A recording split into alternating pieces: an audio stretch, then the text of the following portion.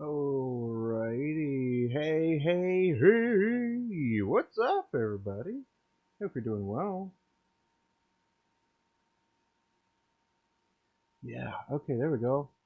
We got some volume, we got the visual effect going on. Nice. Lawrence, what's up, man? It's been a little bit, it seems. Feels like I've been out with the shop for a while. Yeah, anybody else feeling that? Man. But yeah, Abby's been doing a pretty good job taking pics of the DC show. Much better than I did, that's for sure. um, but yeah, oh man, I went around and I talked to all kinds of people, man. It was, what a great time. What a great time. I ended up picking up quite a few things that are quite non-standard, actually, which is pretty cool. Because the main thing I want to be doing is like dissecting some of these things and then being able to put them back together. So, yeah. But I'll just do a quick rundown of the things that I have acquired over the show right quick.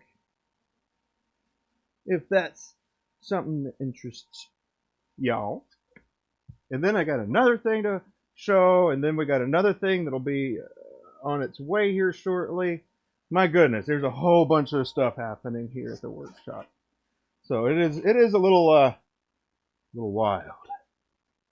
Ooh, right. Let me get this fixed up here. All right, let me back that off. That's pretty good. All right.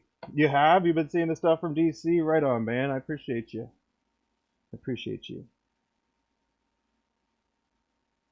Oh, let's see. How do I want to do this? We'll start with some random little things here. And I'm thinking I might actually do a little, I don't know. Don't hold me to it. You know how I am about videos. Anyway, so before I show any of it, one of the things that I really wanted to do was find I wanted to find a Waterman Commando, and I was not able to find one that was intact, which is a little funny because they're really old. They're really old pins, so they're around 1940s, mid to early 1940s is the Waterman Commando, and then also the Waterman what was it called? The Waterman 100 Year. So I heard some interesting stories about that too, which is pretty darn cool. But let's see. Some interesting ways that I was able to accumulate some of these is I was talking to some of the people, and let's see. So hey Johnny, what's up? Lawrence, my man, got a dentist appointment? Does it happen to be at 2:30? What's up?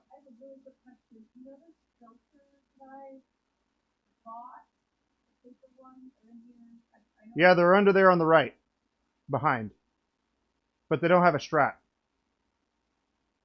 so they won't be very useful. What are they for? Your face? Or something else?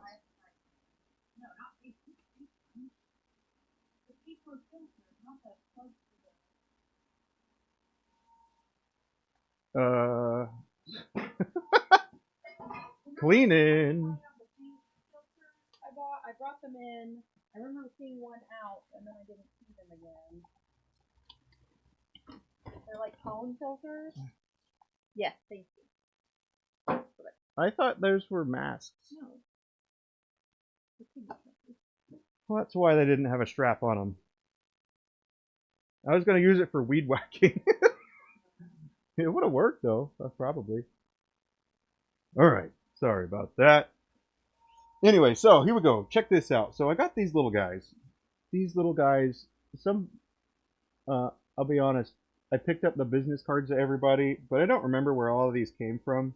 I'll be quite honest. But there's a lot of vintage collectors, and they just kind of accumulate, different types of pins, and they'll buy massive lots and stuff like that, and kind of sift through the good stuff and the bad stuff. And this kind of falls on the bad stuff side, but these are no name brand, as far as I know.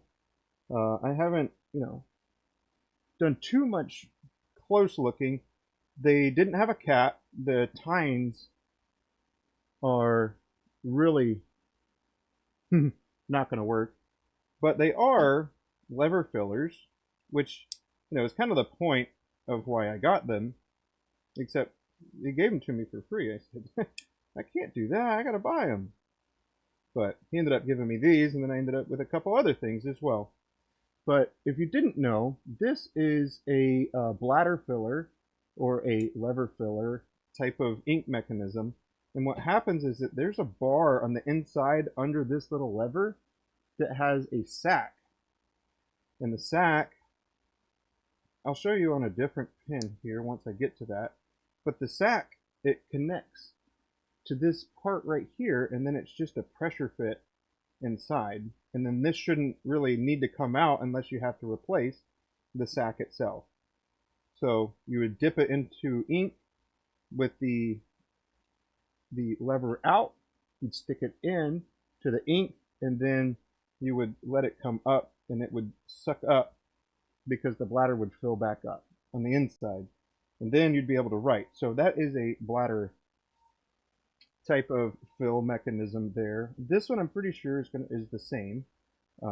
But yeah, I thought these were really neat, and I think that I could make a cap on them, and then also be able to do some of the other things where I was talking about, blending a little bit of vintage as well as modern materials. So the cellulose acetate is really stinking cool looking.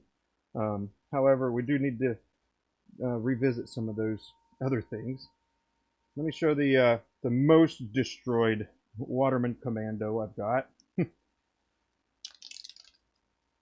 So the Waterman Commando, a little bit about why I wanted that in the first place is my grandfather was a World War II. He was Merrill's Marauder, and the Commando was used during World War II, and it was some of the ground soldiers that were using them.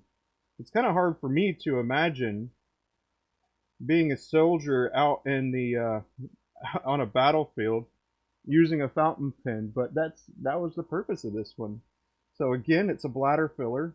So because this one's all broken, it's actually a mixed blessing. So we can actually see how the mechanism works.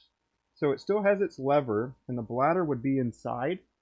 Bladder would be inside here, and then this is it pressing against it to push all the air out, and then it would vacuum. It would suck it back up in the ink with the nib inside. This has got a few pieces, so we're probably going to do a mediocre patch job on this just so we can play around with it, and I won't lose the pieces. But the nib itself is in really good shape. So this is a 14 karat gold nib here, and I was really happy to get this. I think this was about in the ballpark of 30 bucks or something like that. I didn't do it when I purchased some of these. I didn't do it quite that way. Um, I did a little bartering. That's what we'll say. I did a little bit of bartering. So I do keep this inside, even though I could potentially lose it, but that's all right. But the cap is nice. It's got a little. It has a little Watermans, so it has the S at the end, which is interesting. Watermans, as if it is a possessive, but no apostrophe. So Watermans is the name, and then it's also made in U.S. Waterman that you can see on the. Well, you might not, but it's basically etched into the material. If you can at least see that there's something there, we'll call that good enough. Hey, thank you, Joshua. I'm feeling it, man. Feeling it. Appreciate you.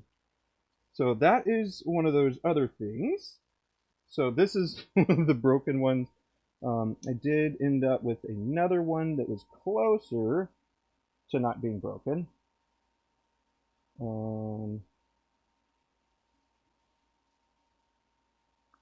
There we go. So this is another one that the barrel was actually in pretty good shape. It's almost like a deep like burgundy almost brownish red. But yeah, I've got this rubber banded and taped over the part where it's broken, and we did actually ink it, and it writes super duper nicely. And it too is also a 14 karat. It's got the Waterman Ideal 14 karat nib on it, and so this one was about 60. So all I need to really do for this particular one is replace. I'm not going to pull it apart right now, but I just need to take this section off and rebuild a. I can either rebuild it or I can try to put it back together, because it was only a tiny crack, and then trying to take it out, it broke off. There is a bladder inside of this one, but again, I'm not going to take it apart. And then the cap also posts just shy of the mechanism here, which I think is a really neat design. And so it kind of shows you the level of the ingenuity that they had at that time. And I find this type of stuff extremely fascinating. It might be a little boring, but it's one of my favorites as far as like project slash vintage stuff. And then this little ring right here is where it. Yeah, I'm not gonna mess with it too much, but not until I'm ready to put it back together somehow. But yeah, it's got a blue ink in it, and that was supposed to be another one of the different version of the what's it called, Commando. You have a question? Give me a minute regarding your favorite thing on pin kits. Maybe in two parts. Question? Favorite things on kits.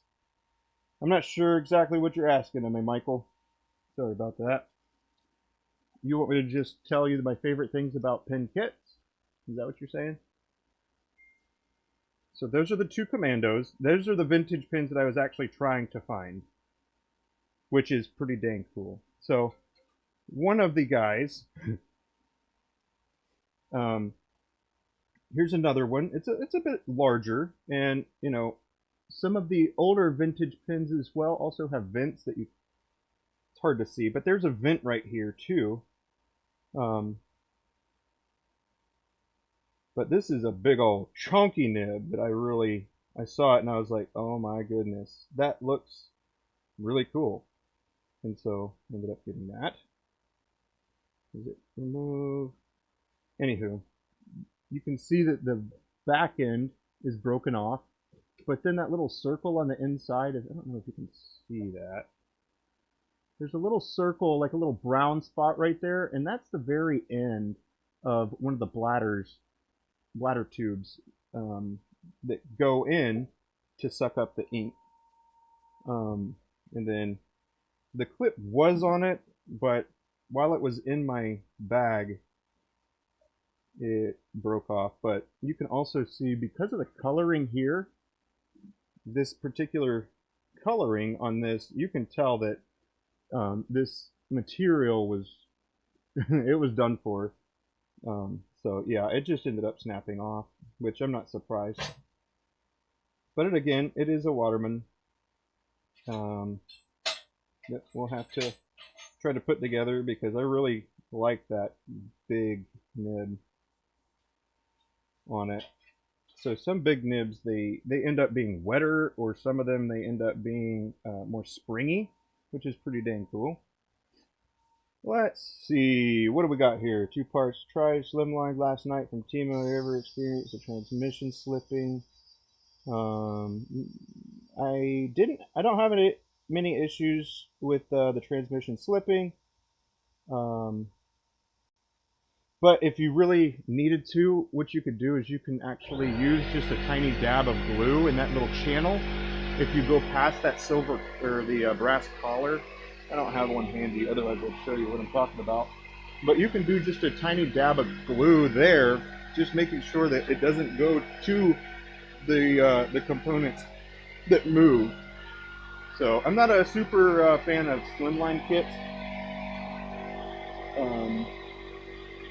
but I do make them every once in a while. They're fun. Drill so hard. Didn't have. Let's see. Hard Slimline nice and cool. Use the transmission slipping up or down. There's a couple other things. You could try crimping it as well, because it's possible that it wasn't crimped well enough in the first place. So that could also be another aspect of it. If you compare it to other Slimlines, look at the brass collar and see if it was crimped, because that is the way that the mechanism, moves up and down. So you don't want to seize that part, but you do want to make sure that it is able to engage and sit in that position. Been trimmed in my fit tubes mechanism, different sizing. Any thoughts? Of course, I got a lot of thoughts. But when I'm doing different types of Slimline pins, I think I have one over here actually. It did. It had that accent band on it. It's either under this box. There it is. There it is. Okay, so here's what I'm talking about, Michael. So this is, a Slimline twist kit. It's in a gunmetal, and then you can see at the very bottom right here, I had to do a different little bit, because what happened is I chipped it off. So initially I was like, you know what, whatever, I'll just trim the brass down, which would have worked with that little bit that I had. However, for the sake of demonstration purposes, all I did was get another piece and drilled a 7mm hole in it, put it on top, faced it, trimmed it, and then now we have this. Okay, so that's how I did that. And then what I was talking about with the mechanism, I guess I can't really show you unless I pulled the mechanism out, which I'm not going to do. But there is the little brass collar that goes in there that makes it so it will actuate.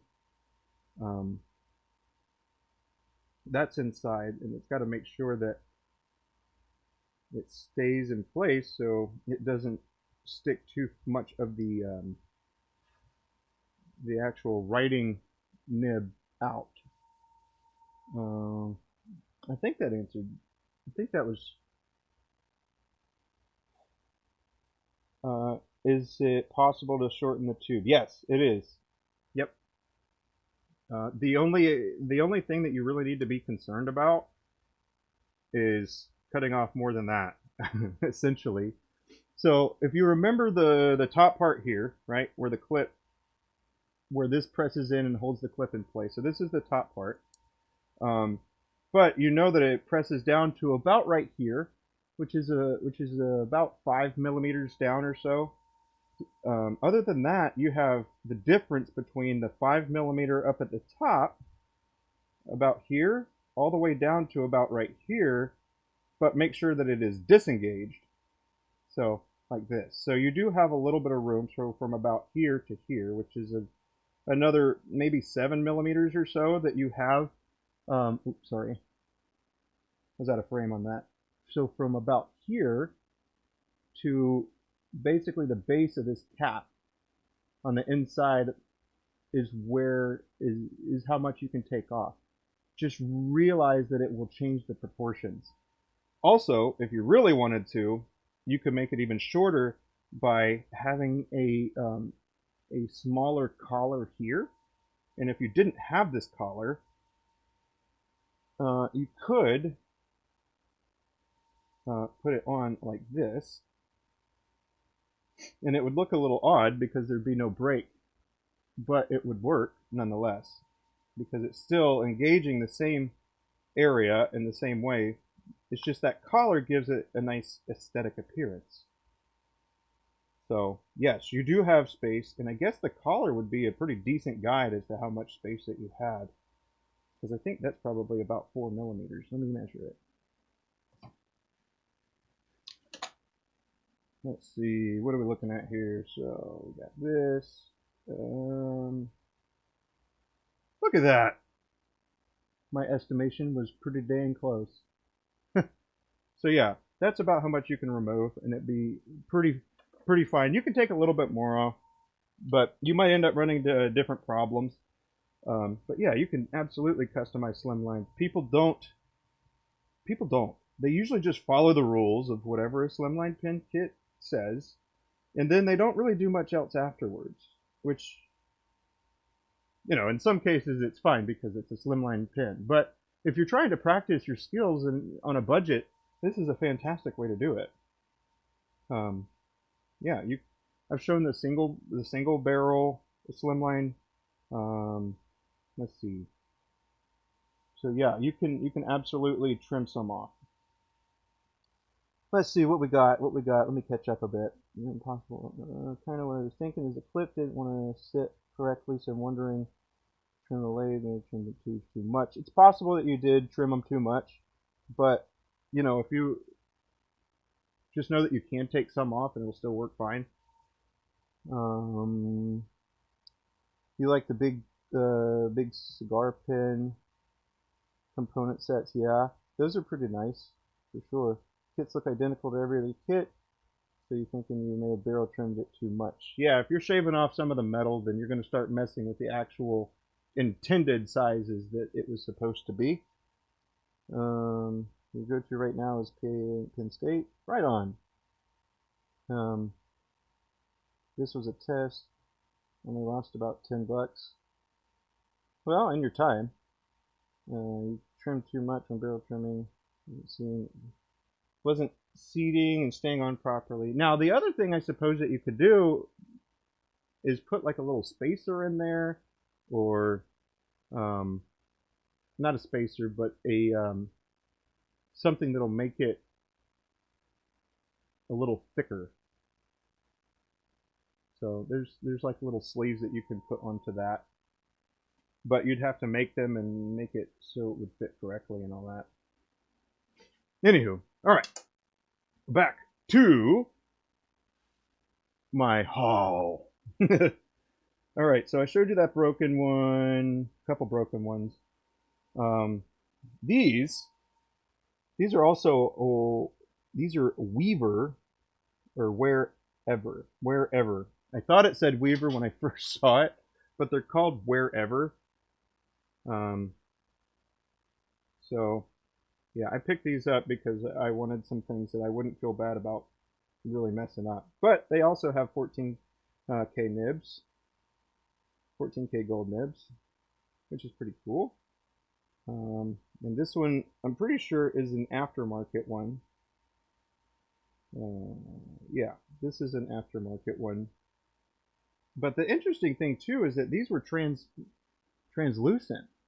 Like, this was clear actually, and then when you get ink on it, that's when it changes its appearance. But you can actually kind of see with the fins and the where it would flow from, which is pretty neat. let's see. So these are wherevers, and then the back end of these, um, yeah, you'll see that there's no little side thing. So this is supposed to be a mechanism that comes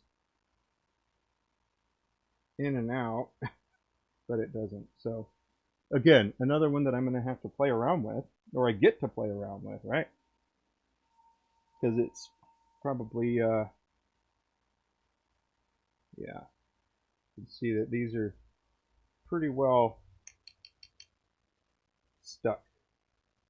So there's a good chance that these will turn into nothing, and I will just have the section from it. But you know, it's also possible that we can repair some things and or repurpose this particular material, because this material looks really stinking cool, I think. Although it does bother me, it might not bother you, but it does bother me that these lines aren't straight to the end. But that's partially because it's a difference in diameter, and then it tapers, and um, that kind of stuff. And these spaces would have to be like progressively narrower in order for that to actually happen. So, also a good writing pen. So we did dip it and then test wrote with it. These write really nice. So I'm happy with, if nothing else, I'm happy with the nibs, and then I'll rehouse them basically. I'll make another way for them to go into something. This is a Summit pin, another bladder lever filler. And one of the things about older pins is they put them in here.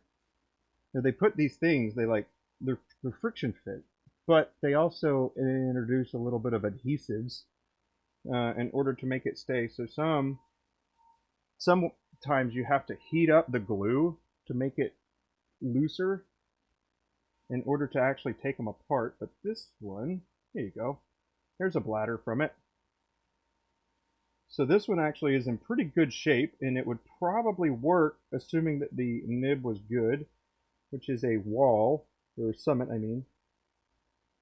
14, yeah. Yep, it's a 14 gold as well. So I picked up a lot of gold nibs. They were super cheap, so I was happy about that too.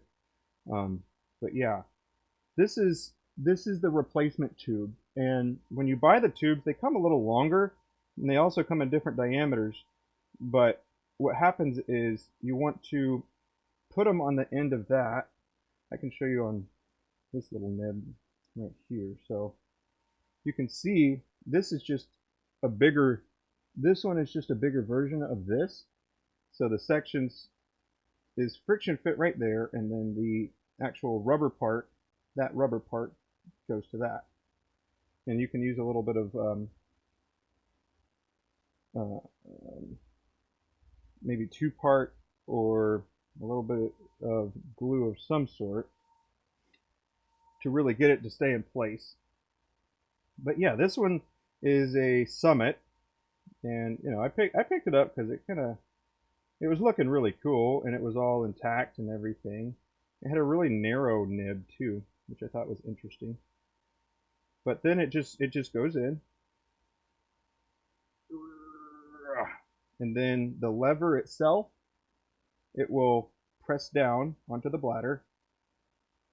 So there's like a little sheet in there that distributes the footprint to push the bladder against the wall basically, and then it pushes all the air out, and then when you let this up, it sucks the ink up into that reservoir, and then you pretty much don't touch this again until you need to refill the pen. So I thought that one was pretty dang cool too. Let's see. And here's another one that is a Conklin, which is a pretty well-known brand. I haven't done deep look into Conklin quite yet as far as this model goes, but it does appear that there is a ring that should be there. Now, I'm not positive it should be there, but it looks like there should be a ring there. because I see the recess.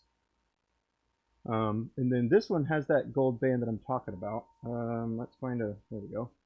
So this has that gold band, and this just has a channel where I thought a gold band is supposed to be. So I don't know if that's the case or not. And then I think that this one was also repaired before, because looking at it, it looks quite imperfect. Now, it is a vintage pin too, so kind of bear that in mind. But it looks quite imperfect right here, and it looks like that this part, while it comes off, it'll unscrew. There we go. It'll unscrew, and then it has just a regular basic, like you can see the nib right there at the top, and then this also has a little hole in it to not interfere with the nib itself. So kind of neat. But this is a Conklin. It's also got that vent port that you might be able to see better actually. Yeah, you can see that little vent port right there. That's one, and then it's got, oh, I guess this one just has one. Some of them have two. But this is a pretty nice nib. It's a Diamond Deluxe USA. This part seems to be pretty well seated, and it's not going to come out. But then on this back end, it dry rotted. So what I'm going to end up needing to do is putting a little piece. So this, let me back up a little bit. So the internal part of this is nice and smooth, and then this is supposed to be a way to pull this out, kind of like a converter almost, but it won't stay because the rubber dry rotted, and I actually pulled that piece out, and I had to get all of the other stuff out of this hole. Now, one of the other things I find super strange about this particular pin is that I have not seen a vintage pin that was like this, and then also not that smooth. It's a similar material, maybe even the same material, but it looks like it just doesn't look like it goes with the pin, I'll be honest. So I think that this was another one that was built, like rebuilt, from a fellow pin maker, but I can't confirm that. I'm not positive, but that's what I think. But it's neat nonetheless.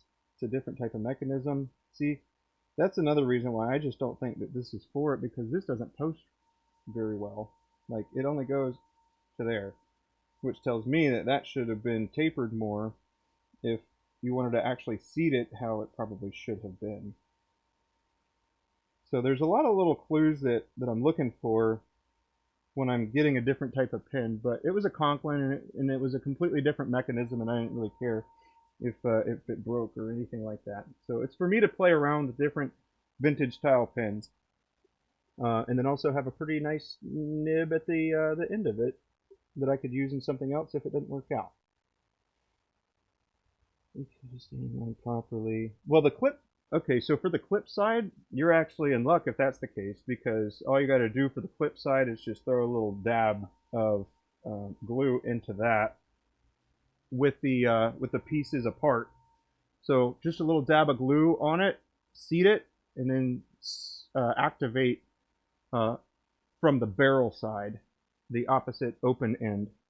So you put this in as you would, right? You press this in, and then you get the clip where you want it, and then a way to do that is to either dab it before you push it in, or you can even potentially drip it down here if you can drip it like straight down, because you don't really want it on the walls.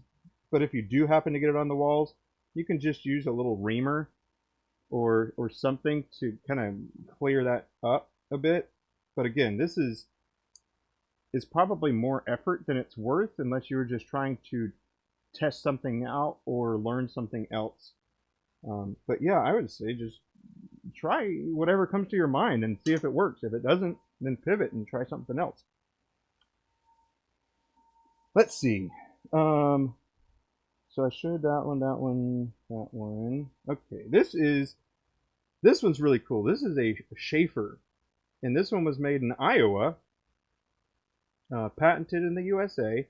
So this is a W.A. Schaefer Pen Co., Fort Madison, Iowa, USA, patented in US. And it's pretty dang cool. I hadn't had a Schaefer's before, but I really like. It's pretty short too. Let me show you how the size of this. Okay, here we go. So it's about 4 3/4 of an inch from tip to tip. So still, it's under 5 by about 1/4 inch. And then it is still a threaded. Now, it wasn't until I held this one up to the light that I was like, oh my goodness, that's so cool. But its filling mechanism is back here. So its filling mechanism is back here, and what you're supposed to be able to do is retract this. It has a plunger on the inside basically, and it goes up and down. And I suppose, let me get a light. Let's see if I can shine a light from the opposite end and show you that. All right, there we go. So you can see that there's like an amber tone right there. You can see through it. And so those are like the cool translucent slits. Now, you can see that this part here in the back is a little plunger, and then this is the space that it opens back up. So there's a little bit of play right here, but then it engages and then it pulls. So that's not how you necessarily fill this type of pen. What you do is you put the nib into the ink, and then you press it down, and then it creates that like vacuum on the inside that'll suck up into the barrel, and then this will screw back into place. And Peggy, thank you Peggy, this I didn't meet Peggy, however it does look like this was her pen.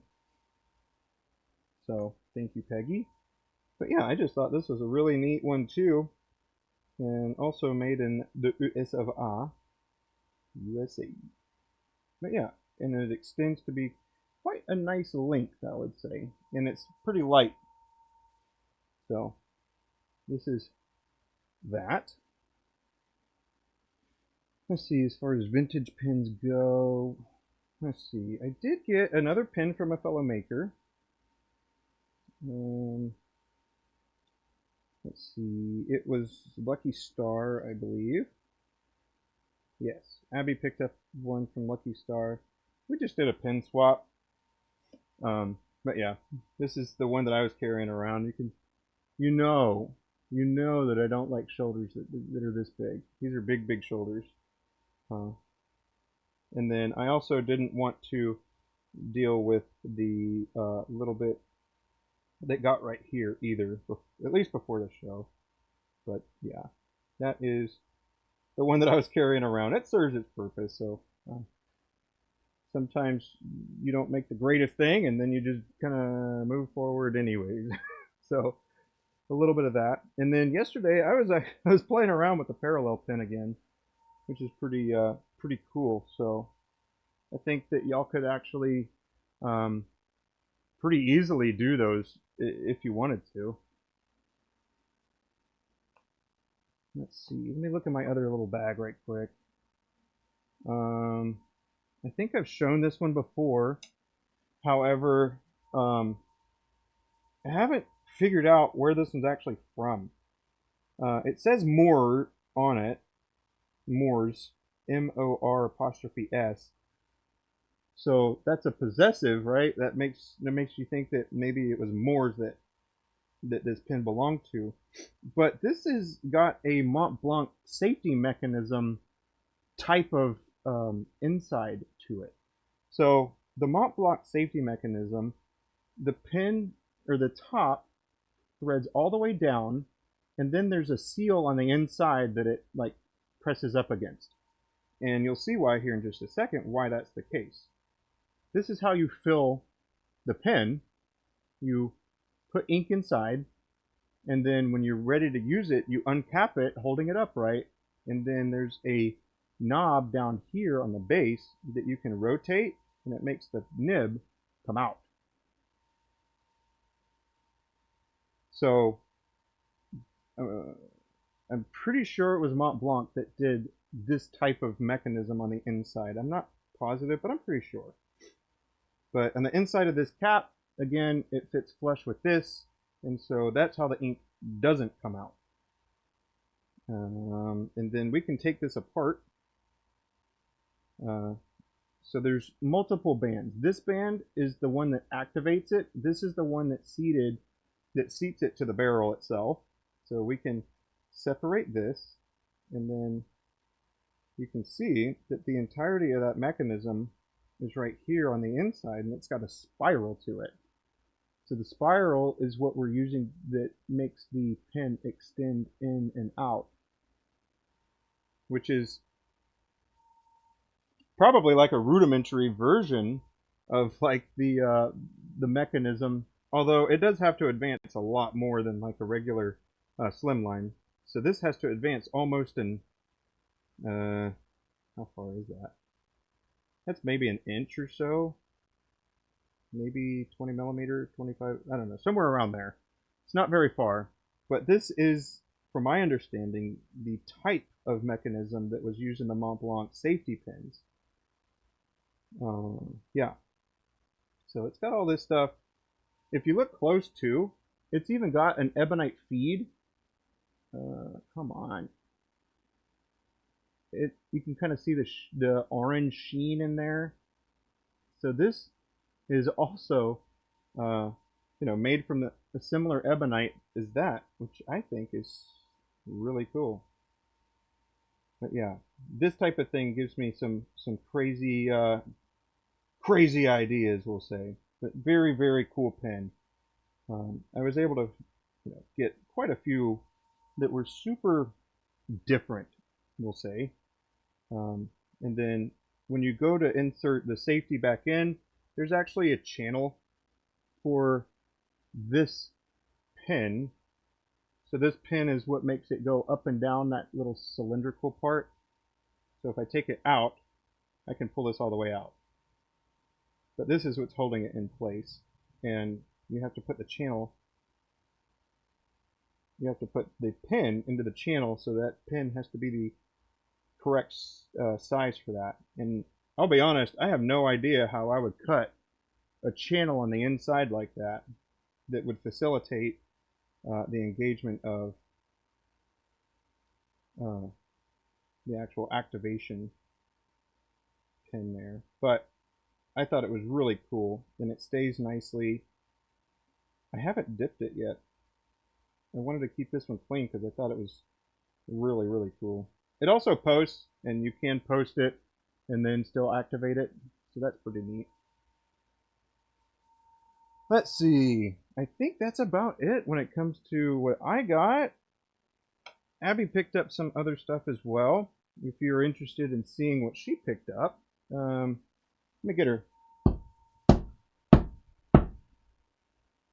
It's like knocking on a door. Oh, if y'all haven't seen a blank maker, so this blank maker, her name is Lisa Marie, very lovely person. Her company name is Poorly Controlled, like pouring, so P-O-U-R, poorly.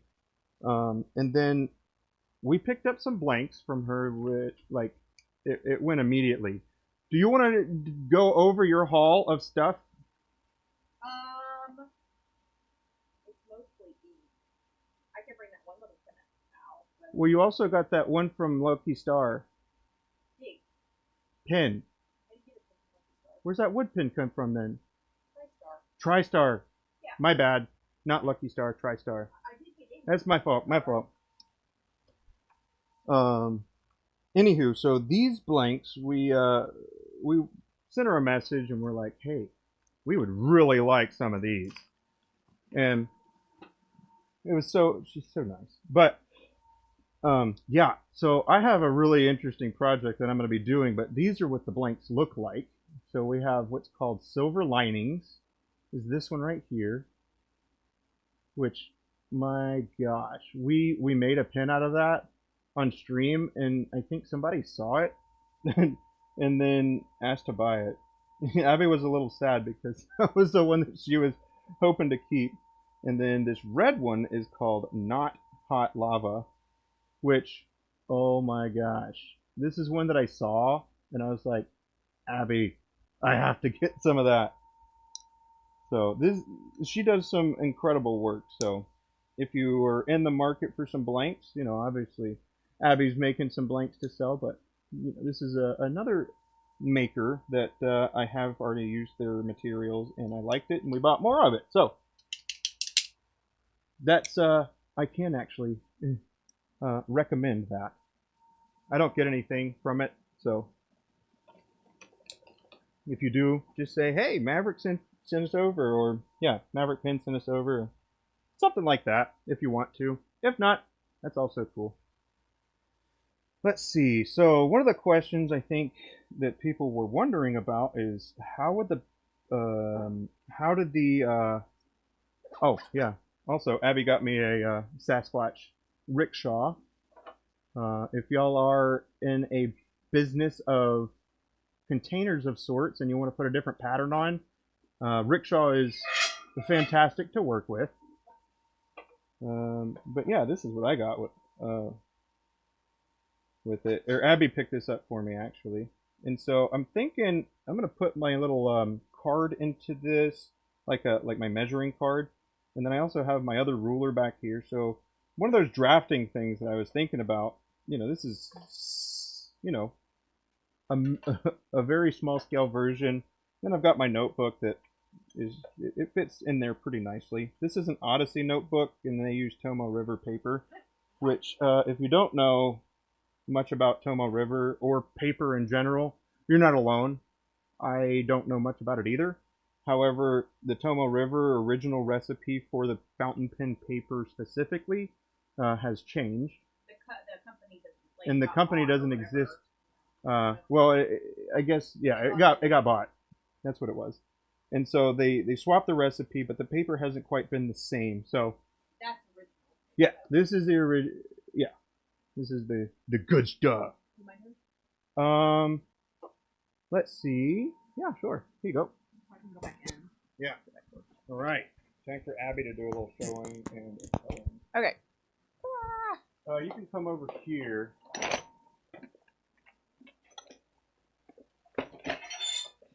Did you already show the blanks? Yeah. Okay. Put the blanks down then. But you can do your spiel about it too, because they look really cool. I only showed one of each at a time. They look cooler. And more than Sure. I'll do that real quick just because they really are awesome. So Lisa Marie from Poorly Controlled is amazing. She has got some of the most unique blanks out there. These ones are silver linings.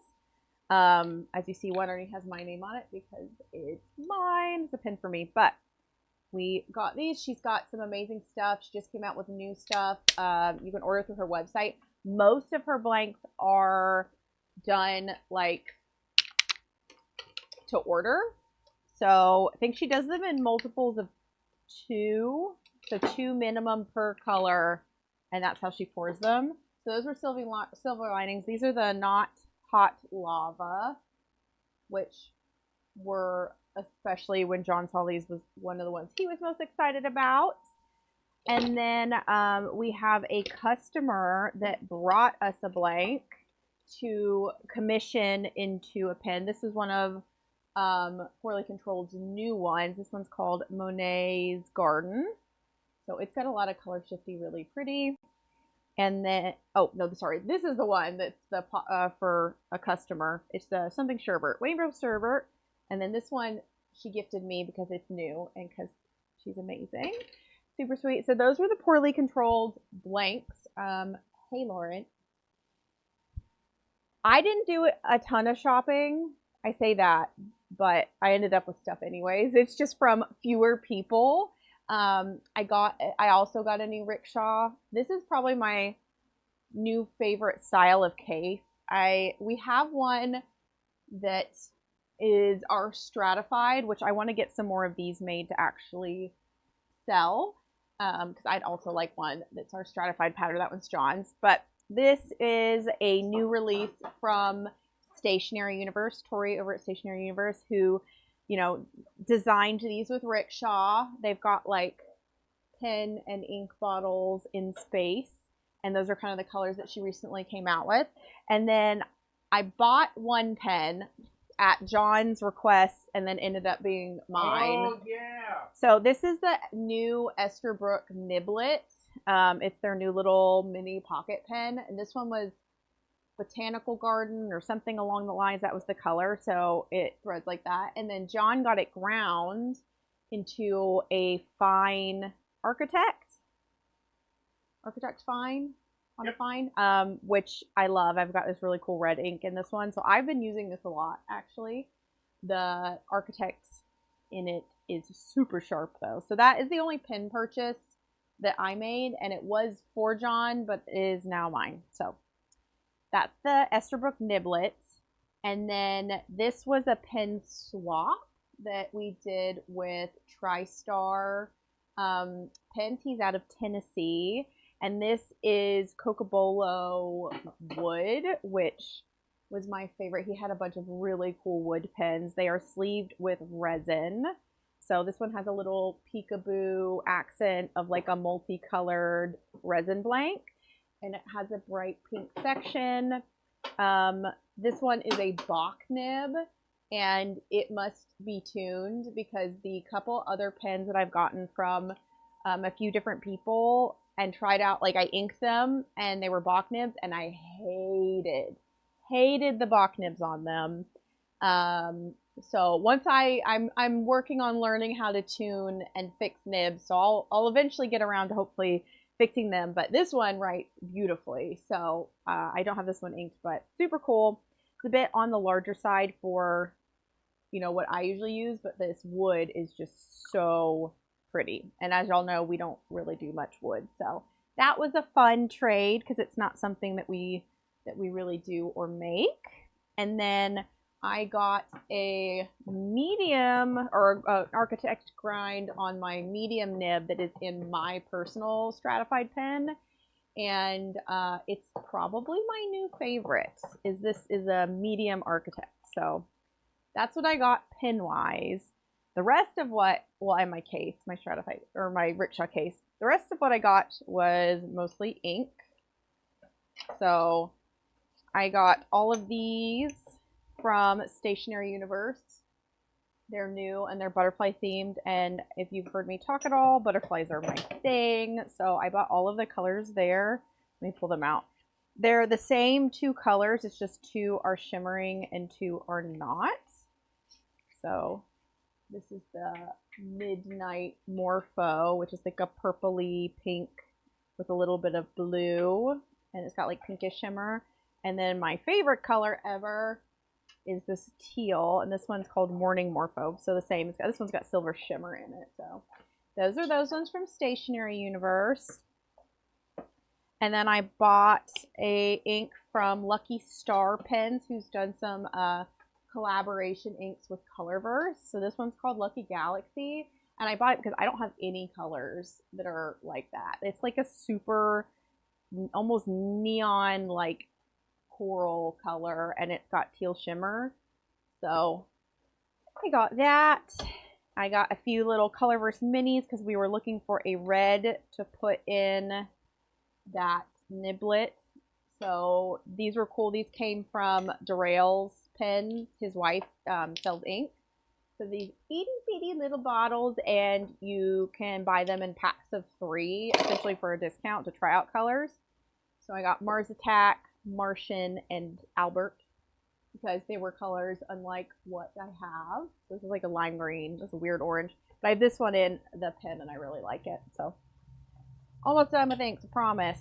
Oh, I didn't bring out the bottle, but Mythic Pens did a collaboration ink with Anderillium, and I went to go buy it because Michaela from White Bear was actually brought some of Brad from Mythic Pens pins to sell because he was not there at the show when he normally is. He had, I think, another business trip, and I wanted to pick up his collaboration ink, and he was super sweet. Michaela messaged him, and he was like, "Just give it to her." So I got a free special ink from compliments of Mythic Pens.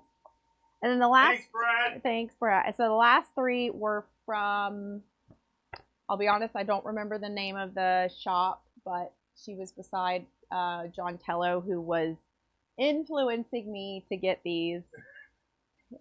He was like picking out colors and handing them to me. So I got this really cool emerald green. This one, which I'm pretty sure is only for a dip nib, which doesn't say that on there, but I have one other color that looks kind of like that, and I'm pretty sure that would clog up a feed so bad, but good thing we got dip pens, so that's a really cool color, and then those two. So that's all I got for inks.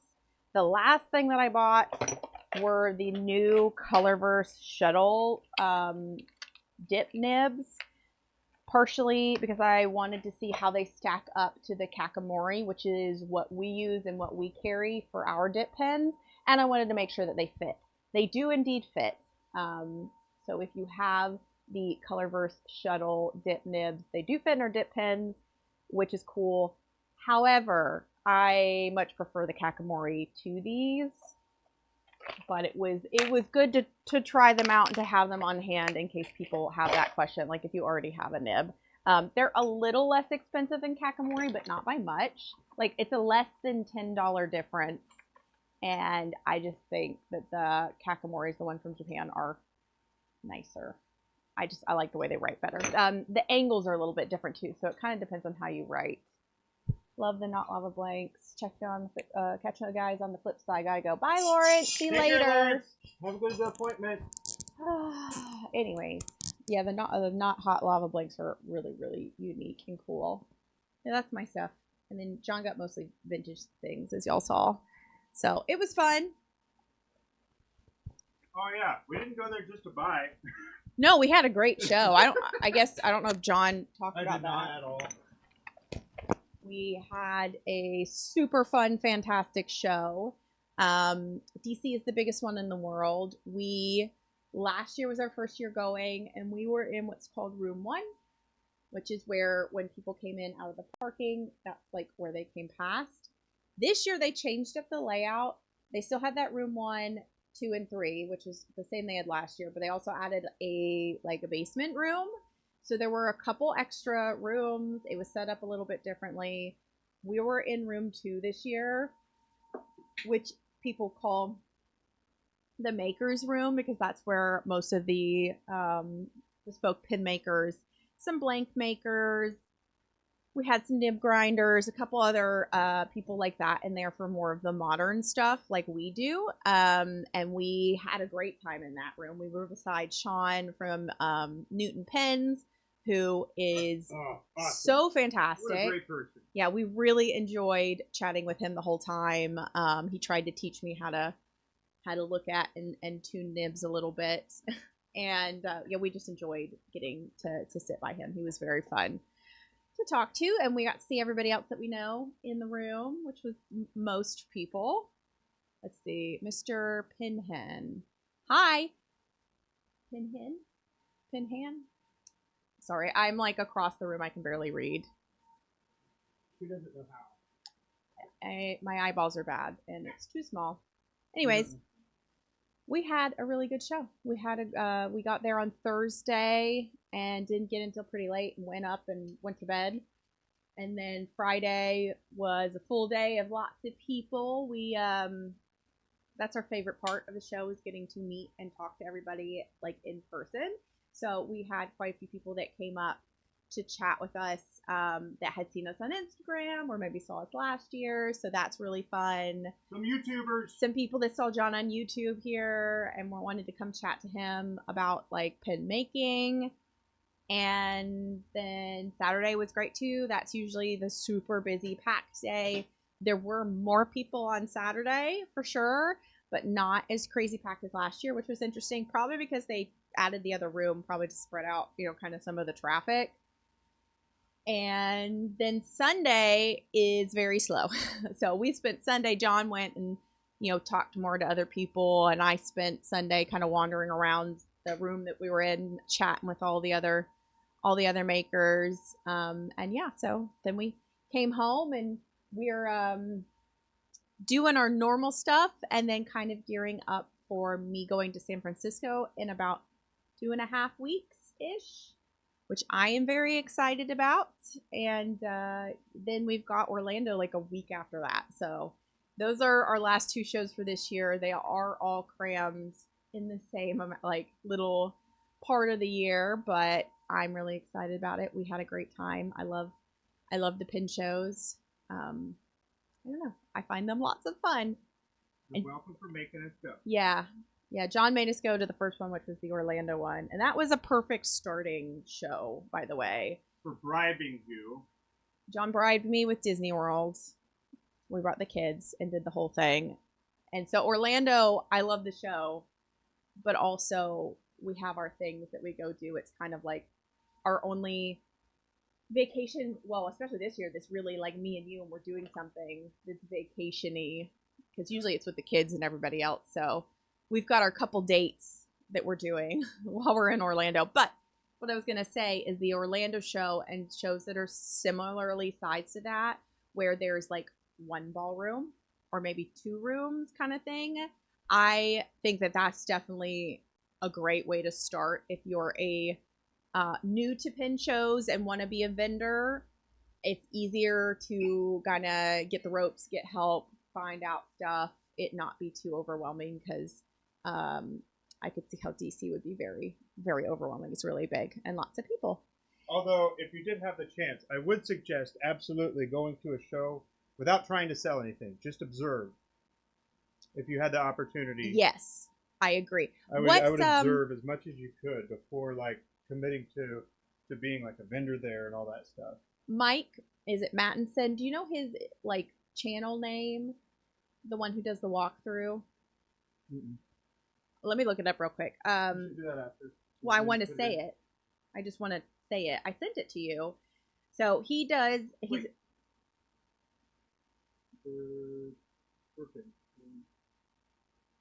It'll literally take me a second. Mike Mattinson. No, not Ink Dependence. Ink Dependence. Thank you.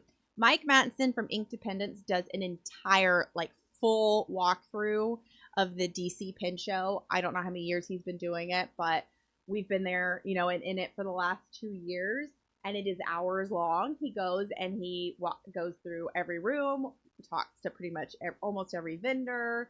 So that is also an excellent way to see the setup, to see tables, to see kind of how the like layout and how it works. So if you are interested in like seeing a walkthrough of an entire pin show, he does that every year and has that video up. So it's Ink Dependence, and that his name is Mike, and he's very nice.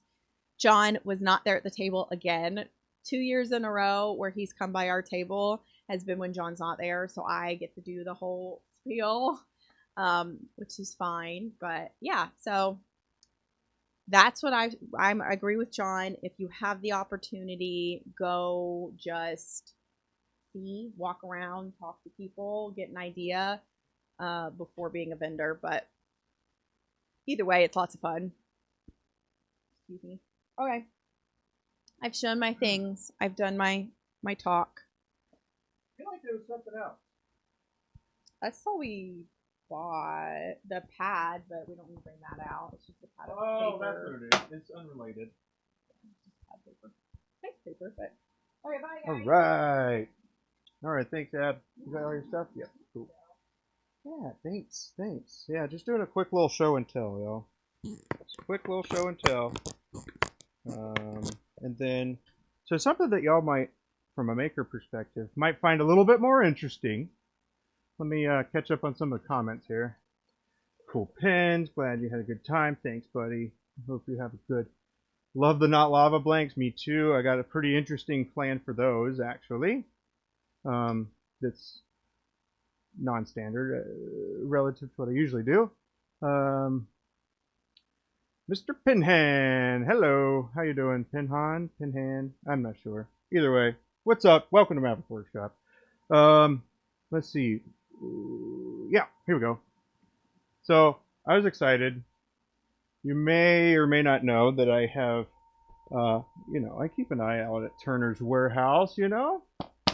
So I ended up picking up the stainless steel mandrel set. Now I thought about doing a separate video on it, and I still might do that. But I did test fit all kinds of things, and then how they function with what I'm already doing and stuff. Um, there are some things that I would probably need to adjust a little bit, whether it's on the making side or on the mandrel side. But either way, it probably needs to be adjusted nonetheless. Let's see. But yeah, so these are all the cap mandrels for let's see, 15, 14, 13, 12, 11. So it's the triple lead for all of those.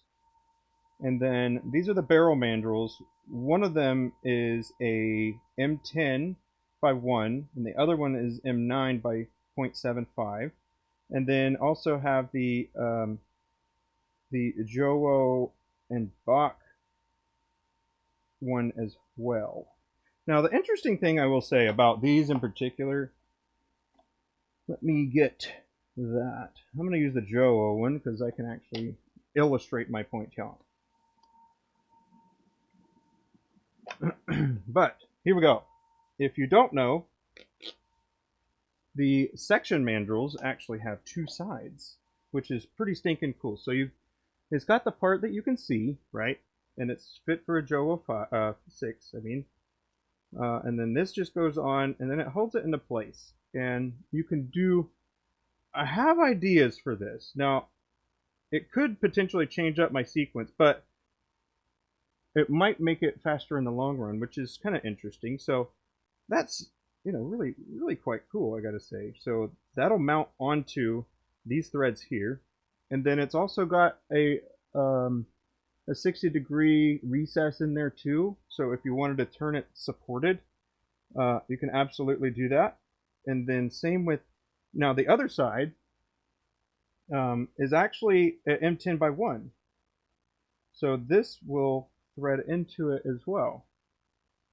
And so there you go. This mandrel right here, this is basically the grab part for the collet. This part here is the grabbing part for the collet. And then you can thread your section into it if you wanted to turn it like that, or if you prefer turning the other direction, you can have it like this and then go that way. Because as it rotates, it'll just screw it tighter and tighter into this wall, which is what you want. You don't want it to go in reverse and then unscrew it. So, yes, pretty neat. The other one I believe is for Bach, and I don't use Bach, although I do have the taps and dies for it. Or the taps, just the taps. I don't have any dies for the Bach. But yeah, and it came in the case. So if you wanted to see a video on that, just let me know. I could probably do a video and talk about the things that I like immediately, and then the things that I didn't like immediately that I might have to adjust and grow to like. But specifically, the barrel, I will say, is long. Like, this is a long barrel. I don't drill this deep into my pins for the barrel part, at least. Also, okay, I'm going to do a little bit of it right quick. So the barrel, I don't drill this deep. This is very deep, so I'd probably need to cut some of that off. However, I do like that it supports it on the inside all the way through. I just need to make it so it comes in contact with the threads, which currently, the way that I make my pins, it does not. This one, I picked the one that's like, there we go, this will work. So this is a normal way that I drill everything. So it'll thread on, and it stops right there. So I don't think that's a problem. In fact, I think it's probably even better. If I'm being honest. However, I don't know if it not matching up all the way to the seated or this won't go all the way to the seated position. So I'm kind of torn whether I want to try it as is, which, you know, I'm definitely going to do, but I probably actually won't even mess with it. You know, it's one of those things. Just don't mess with it. But I might. I don't know. I don't know how hard it is to cut steel, but I have a hacksaw and I could. So that's one thing. And then this is just a kind of illustrated another thing here is if you the little channel here on some of the other mandrels, it has a little channel on the back side that makes it so it kind of planes out. You can see. Let me grab one that's actually on par with the other piece that I'm using. So it has a channel on the very back side of it, and some people call it a gutter, but this one on the other hand is not, and so it just kind of flares outward, which I don't like. I don't want that to happen to my pins because it'll make this kind of look like a mushroom if it starts pushing in too hard without resistance there. But yeah, this one will go all the way in, and it's got that little gutter, which is something that can be easily done on the lathe here, as far as cutting a little channel like that. So that's pretty much no factor. Now the other thing that I find about it is the other thing that I have found, I guess, immediately, is that there's not a shoulder. So when I look at the, let's see, so we got a 13. I'll grab a 13, that way I can use what I always do on stream here.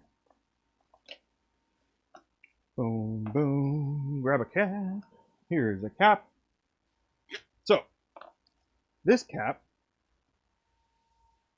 you'll see, has no shoulder. And it's a little longer. So it's a little longer, right? You can see that. And then what my pins do is I have a drill that I drill about to here on the inside for the threads, and then I have another drill that's smaller that creates a shoulder, and that's what this usually hits. So it'll screw in, but it won't screw all the way. So I do still have this part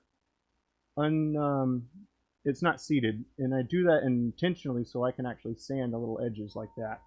But it's actually like right in here to where it's touching the shoulder to where the section is supposed to go up onto.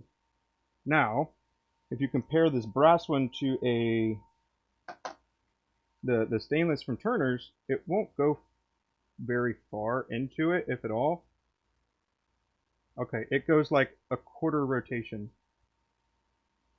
as is. So for these, what I think that you're going to need to do, again, don't go do anything right yet. I still have a lot of playing around to do because I just picked this up a day or two ago. But I'm going to either have to drill deeper and not really worry about the section shoulder, or I'm going to have to cut some of this off at the end, which I really don't want to do. So I'll probably, if I wanted to use these, which I will say it's really, really good for demonstrators to not have a shoulder. That way you can actually show really what you're looking at. But yeah, so this just goes a tiny bit, and you could either create a step. See, that's why I wouldn't want to do anything quite yet, because I haven't decided what it is that I want to do. It could potentially make a step down on this particular mandrel, so it would be a little bit smaller, but that would allow for it to go all the way in, support a little bit on the inside, and then also have this be down here to where I still do the same shoulder that I do all the time. So I would basically take this mandrel, and trim it to like 3/8 or so. Trim the diameter until it matches up with this to about 3/8, and then I'd leave it the rest of the way alone after cutting that. Well, I don't even need to because I don't see it. But yes, that's what I would do. But I will say, if you just wanted a single drill bit, do it. I think 12.5 millimeters or 12.7 millimeters or so is a good place to drill, or a good size to drill, and then get your M13 threads, and then you can use it. But yeah, I don't, the shoulders on my pins prevent me from being able to use this one, so I'll have to revisit the drawing board to determine if that's what I want to do, because again, when you're making stuff, you always think about the end user and what is it that they want, you know? So, and then you just try to make the best you can. It's as close as possible. But yeah, so there's that. Anywho, anybody got any questions on that? Any interest? Has anybody purchased this set? And if so, did you buy specific ones or did you buy them all? And also, I know some people have mentioned that they bought the set, or they bought a couple from the set, and then they went back and bought the set anyways. So they can have it in a nice little container. So I am grateful for Turner's for doing that. So good on you, Team Turner's Warehouse, Chad. So I think it's a very nicely organized container. So boom, I get no kickback from that, so I'm not affiliated or anything with them. But I do like what they do. I like that he's been doing those streams, and he has all the pin making stuff and stuff like that. All the supplies that you would need in order to accomplish things like that. So yeah, if that's something that is interesting to you, check out Turner's for that. Let's see. I gotta get to work. All right, I gotta get to work. Is that all right with you? Just kidding. Just kidding. You're like, yeah, I've been sitting here waiting for you to do some stuff all day. 1578. What? Okay, that's cool. I was playing around with the parallel pin again because I don't know. When you go to pin shows, if you're me and you go to pin shows, what you want to do is not be at your table. And so basically I meander and then I talk to people the whole time. So yeah, that's what I do. I walk around, I talk to people. If you were interested to know how well these little forever pencils went, they went good. They went well. I wish I had more variety when we went. And then the nib holders, another really cool thing. Wish I had some more variety. But yeah, you know, crunch time. It just, and that actually wasn't one of the priorities, anyways. So, you know, those types of things all combined.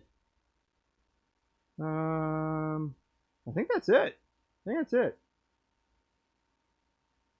But yeah, yesterday I spent time. Well, we can turn and chat about that. Anyway, give me just a moment. I'm gonna see how the ad works. So I'm gonna run an ad. I don't know how long it's gonna be or anything like that. But I do have to go do something right quick, and I will be right back. Cool. Let me figure out how to do this. Insert ad.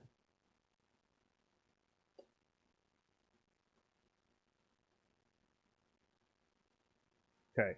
Now, I don't know if that actually did anything, so it's going to be just a moment for me to see if anything happened.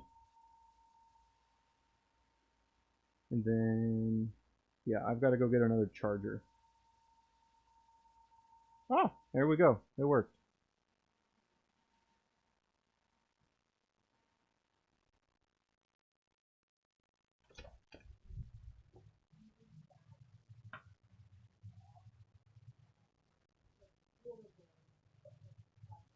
Hey, brother.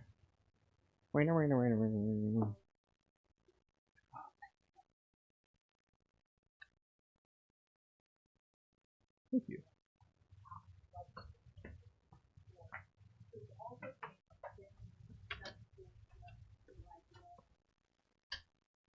Oh, home. Ba-bow, bow. And if you're interested in seeing some of the pictures from the show and stuff, I don't know if we're back. I don't know if we're back yet. Are we back? Somebody tell me, please. Are we back? All right. Well, I don't know. Hopefully we are.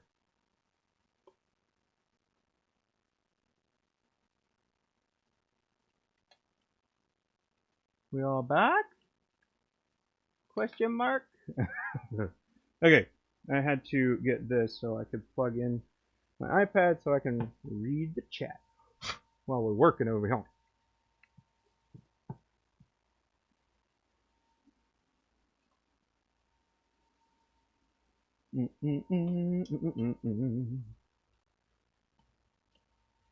Anyway, man, I'm pretty excited. There's so many cool things that I've been writing down and stuff like that. So you know how I do stuff. I'll get an idea, write it down, and then it'll be a while later that I come back and I revisit it. And that kind of happened with the parallel pen yesterday, actually. Pretty cool. I've got a lot of ideas for that, but I haven't quite settled on the execution part of how I want it to be. But for now, also my prototypes, I shared those with some people. They liked them. So also that pocket pen that I made right before leaving for the show. That one also was pretty well received, and I got a different grind on that one too. So it's a Joe 5, and then I did a sharp italic on it, and then it catches the paper so much. And so the paper that I use, some paper is smoother than others, and so it doesn't. It's a little more forgiving with things that has sharp edges. But yeah. Anywho, time to take care of the primary focus that we have, and then be able to shift into the other stuff. Also, if you were there for when I made the accent band, the Operex accent band, yeah, people loved that, and it sold. Abby was really sad because it was the one that she wanted to keep, but it's hard to run a business if you're keeping everything, But you know. But yeah, I know.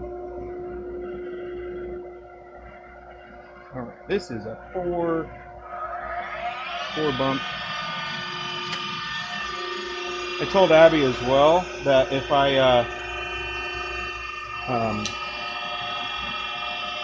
if we made what was it? If we made 12,000, I was going to order a Harvey lathe. That didn't happen, so.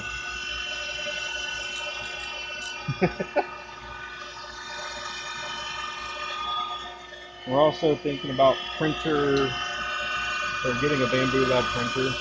That's what we're leaning towards. So anybody that might have a printer, if you have suggestions, I'm all ears.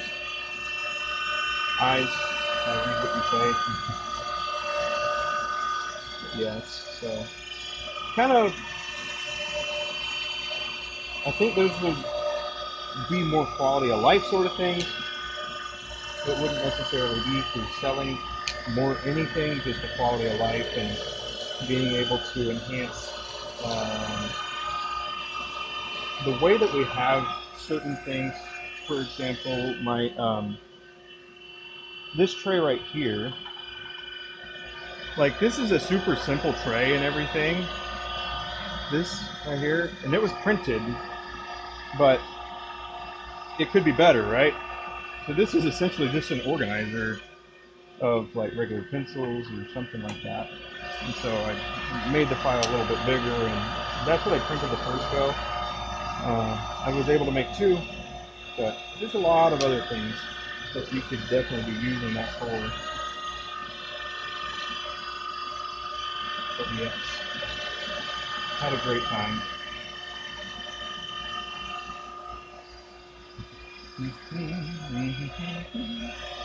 And then yesterday I was going to go to the Waxhaw Woodturner meetup, but I wasn't able to do so because of the weather. The weather was really bad, which was a bummer.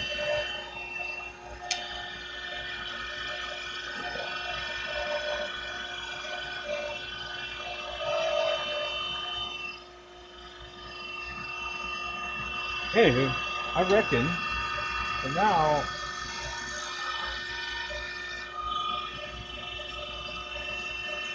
I'll just continue on these and then be pretty quiet until, you know, we get some other people that are interested in chatting with me, man. I'm lonely.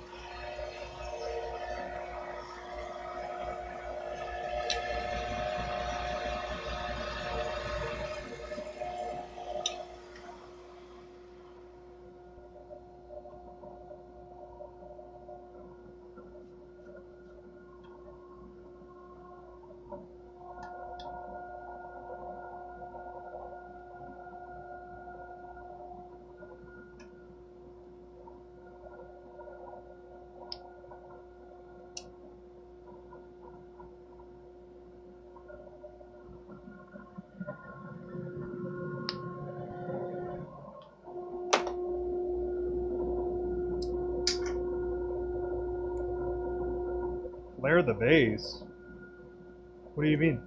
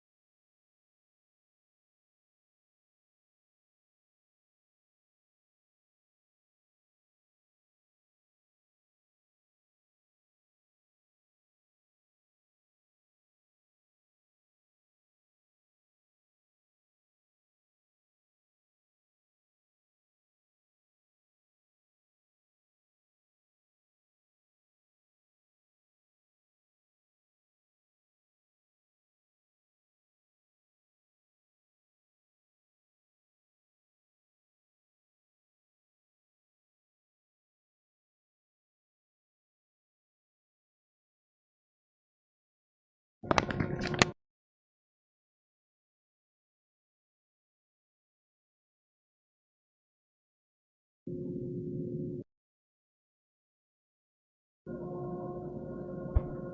we go. My bad. How you doing, Vinny? Thanks for letting me know, buddy. It's been a pretty quiet stream today, anywho. Just been working on all the stuff. You can see the haul at the beginning of this. So Abby and I, we were both at the beginning of the stream, kind of showing what we accumulated. I got quite a few vintage pin type of stuff, and then Abby got inks and stuff like that. I was looking for a commando, a Waterman commando is what I was looking for, but I found two of them. However, they were both broken. So, as you may remember, I also like the idea of integrating vintage pin stuff into modern pin stuff at the same time. Where the heck did my little thingy go? Oh, and then check these babies out. I think you saw the other thing, but check these out. So this is from someone, her name is Lisa Marie from Poorly Controlled. These blanks are sweet. One silver lining and one is not hot lava.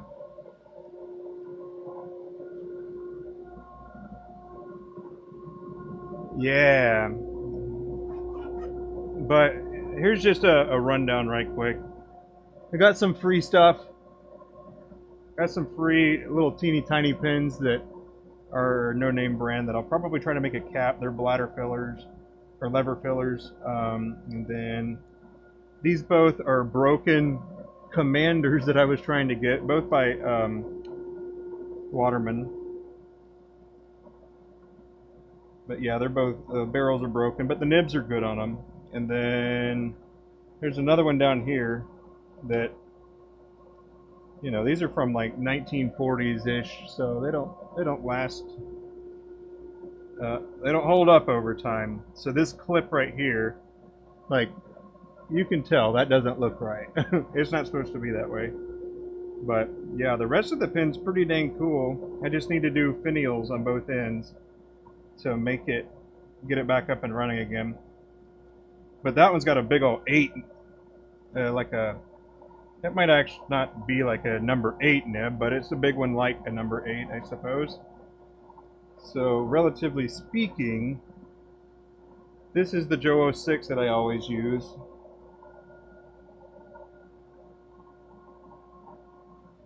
So you can, there we go, that'll be a little more contrasting there. So it's not like significantly larger, but it is larger for sure. But yeah, and then Abby picked up an Esterbrook, what was the little pocket pin called? I forgot what it was called off the top of my head. But it's a little Esterbrook pocket pin that's pretty neat.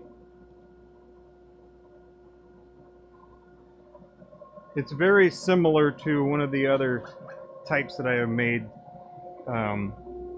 It's very similar to one like this, where it posts and it screws in, and then you pull it out, and then it posts on the other side. So similar to something like that. And this is a prototype. Yeah. But yeah, man, it was a good show. I'm gearing back up because Abby's going to be heading out to San Francisco in a couple weeks, I believe. But I'm working on nib holders right now.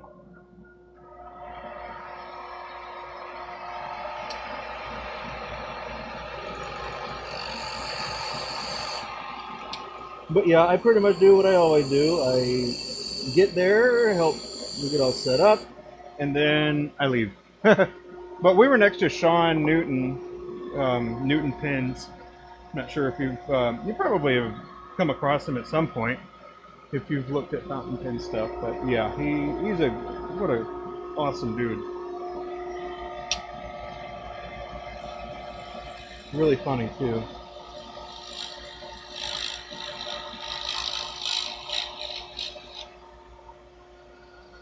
But yeah, man, it was a good time. I'll probably have a more controlled unwrapping of all of it, I suppose.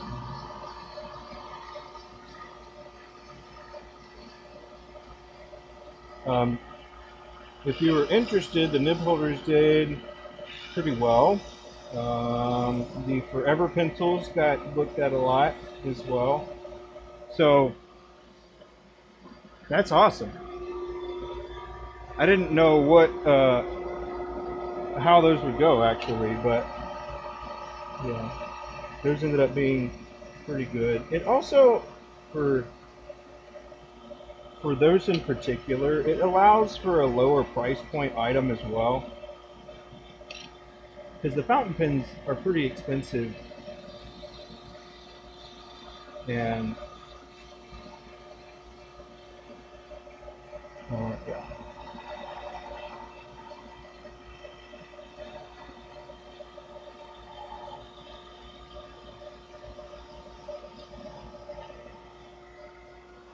And then the other thing I was gonna do is add a clip to my Forever pencils, which I've done in the past. I just didn't do for any of these. So pretty excited about that. I gotta make some more stratifieds. Gotta make the rest of these pastel prisms that are behind me. Get some more nib holders up. They're not up, but ready to go. Yeah, man, what a great time. Also, people were really liking that pocket pen that I made right before I left. So I think I might actually lean forward into that and start building up some inventory of that. But yeah, it was really cool. Did you see that little black pocket pen that I made or finished up? One of the last streams before I left.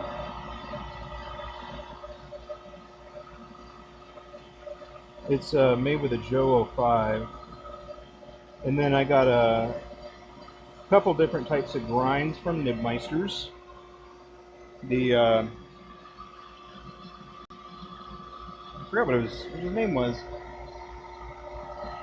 It was.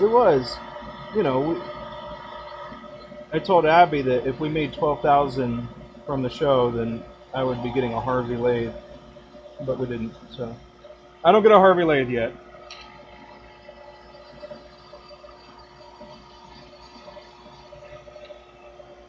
But yes, yes.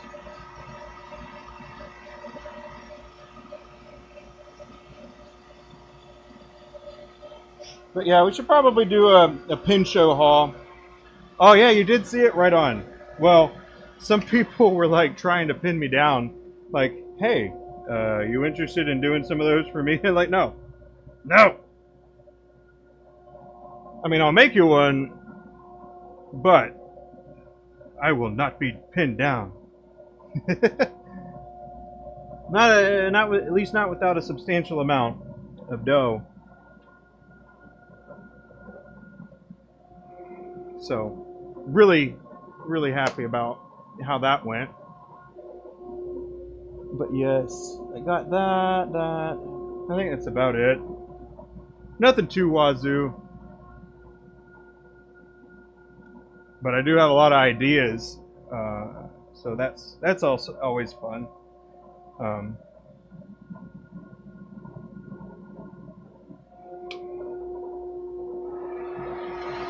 But yeah, so working on some of these. I have to finish up the diamond painting pins for this week, and then I'll be working on some stratified pins a little later. Maybe not today, but also thinking about it, I think after I finish these pastel prisms here, I'm thinking about doing another surfite pen, kind of like the one that I made for Abby, except not quite the same, quite exactly the same, you know? And then we'll have to work on the Orlando show pen.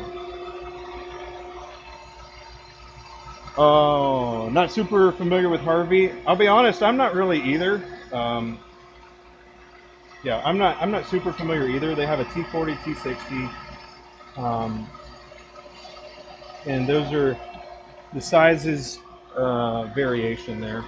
The 40 is smaller. I think it's a 1425 or something like that. So it's a good size. And then it also has a headstock that pivots. It'll swivel around so you can do some outboard turning. But it's also black and gold. And I think it's actually on par with Powermatic price-wise.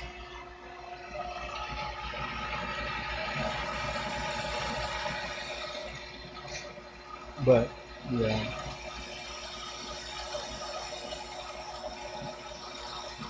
How have you been, man?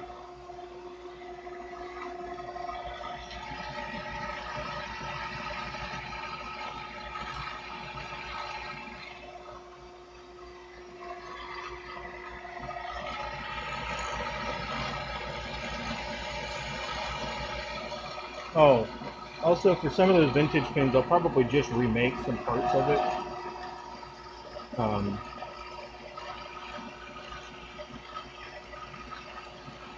just so I can have, the nib usable, and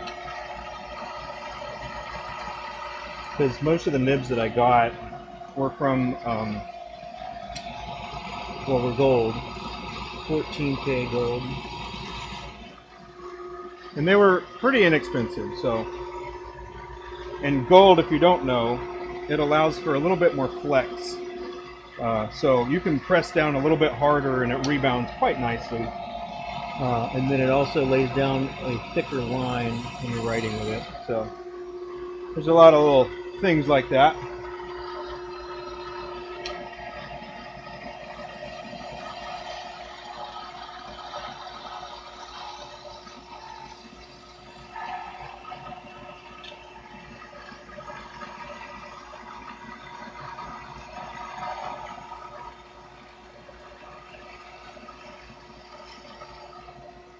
You know what else? It's kind of funny. Uh, it's a little ribbing on Abby, but some of these shapes that I've been doing on the front part, basically, of the nib holders, Abby was like, I don't like those. It's like, that's all right. They're not for you. And it's like, we're taking them. And then some people, I was getting feedback, like real time, people that were interested in nib holders at least. I was like, hey, what do you think of the grip part of that? Do you like it? What would you change? All that jazz. And so a lot of people liked. So it's kind of funny. Been hot in the shop, huh? It's actually a pretty nice day today. It's pretty rainy. It's been rainy the last couple days.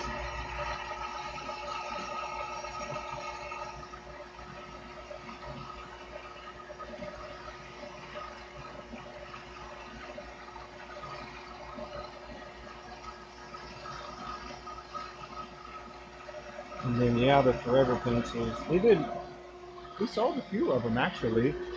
People were really liking them. I think contrast wise, there was some company that was in a different room that actually was selling really really expensive like metal pressed graphite Forever pencils. Abby heard that. Uh-oh, she was watching.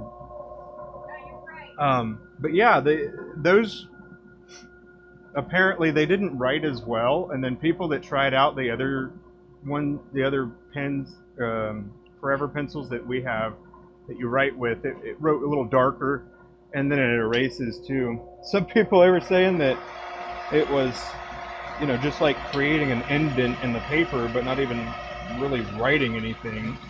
So kind of interesting. And I have absolutely come across those before as well, and I just didn't buy them. So the ones that I have for the ones that I do right now are, well, in my humble opinion, they're better. They might not be more expensive, like for each insert, but they perform better. And what's the most important at the end of the day? You like the way it looks and you like the way it functions. At least that's what I would think is most important. Yeah, nice. Those are the larges. I haven't done the other regs yet. Did you want me to?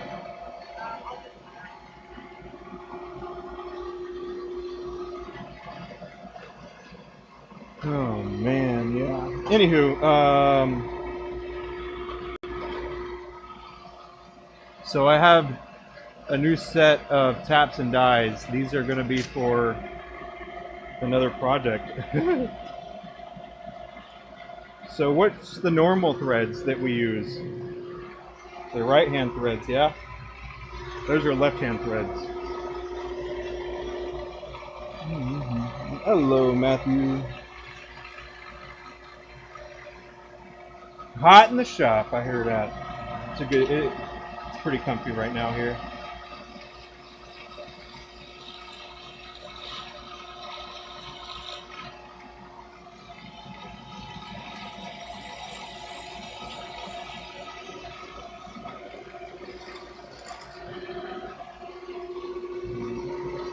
Matthew, how you doing?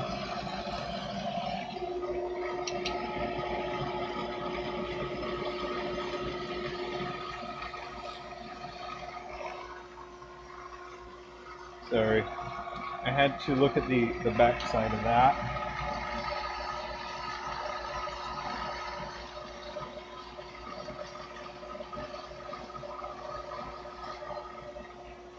Morty, you're not doing anything.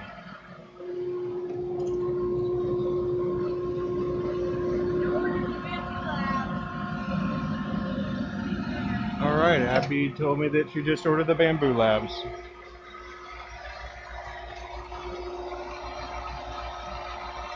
Oh, what? Most people don't actually respond, Matthew, so yeah.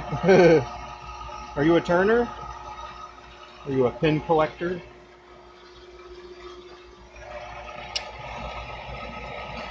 Small business owner? Anything like that? Anywho, welcome nonetheless. Been trying to build up a good little community here.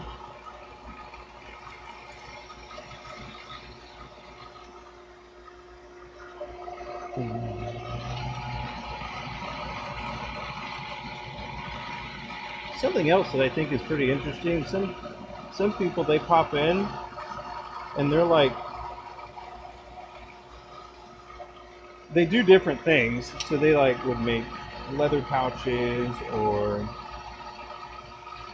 they're really into the 3D printing stuff or things like that. But basically I kind of talk about all kinds of stuff, mostly pin related things. However, it does sometimes lead to business projects.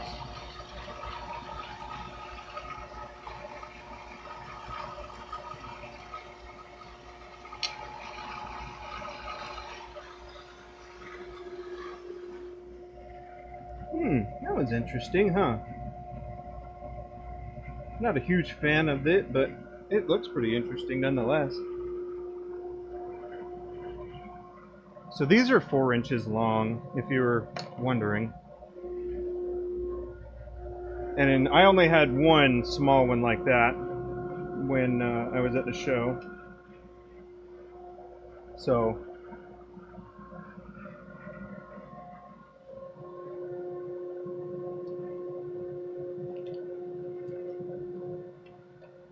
yeah, man, start it up.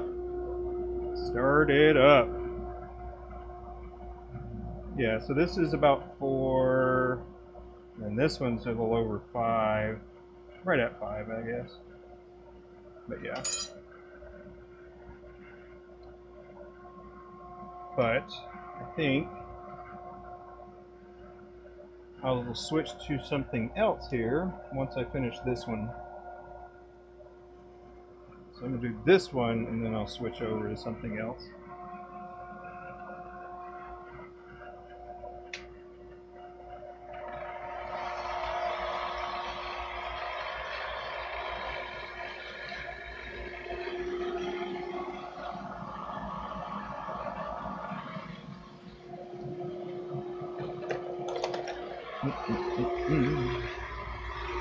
But yeah, what type of stuff do you make? Is there an area of focus that you have?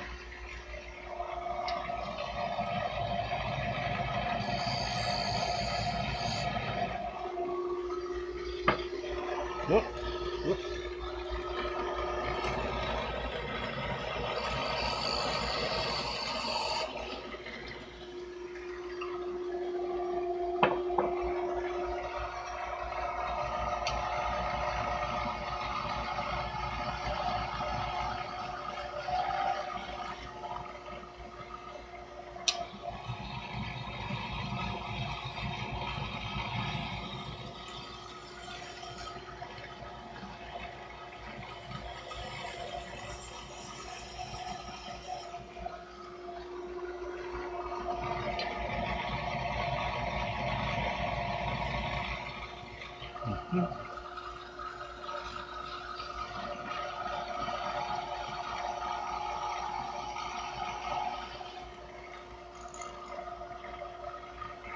Okay.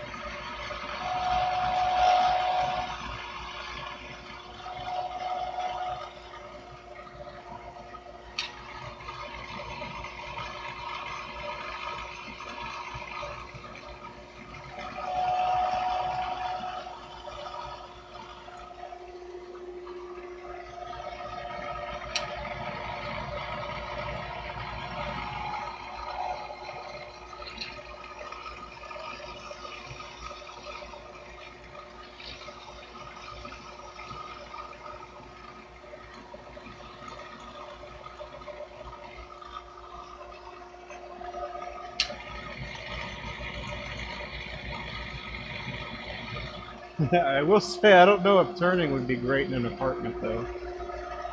It would be probably quite messy and or loud, depending on what other machines you have running in the back.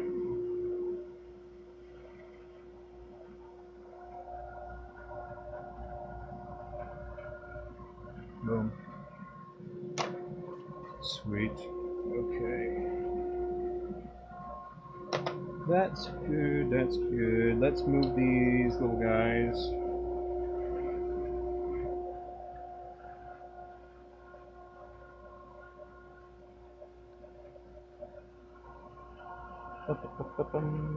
Mallet canes was right on. That's pretty neat. I made a mallet one time. That was one of my first projects. It's well, used. Okay.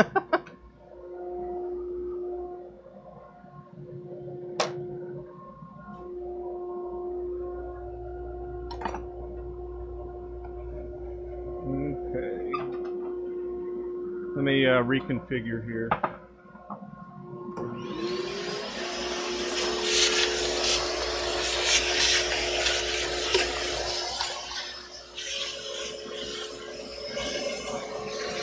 I have heard of people doing it or turning and whatnot in their apartment though. However, the way that they explained it, it made me think, man, that's giving me some Dexter vibes because they set up everything so, or I mean, they set up like a sheet, like clear sheet kind of thing. That way it catches all the stuff and then you can accumulate the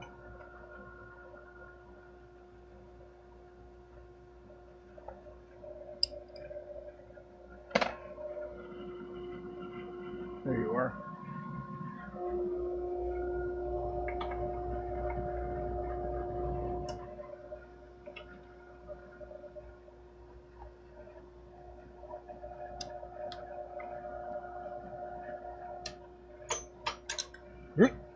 What kind of tools do you have right now?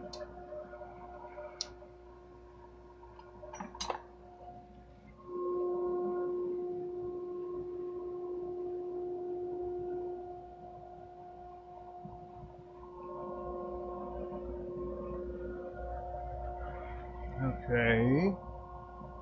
I don't. Oh, yeah, I do.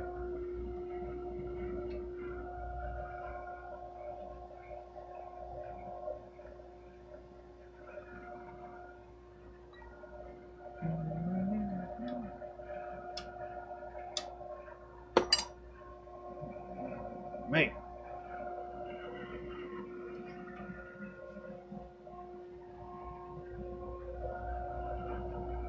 This is a Marauder.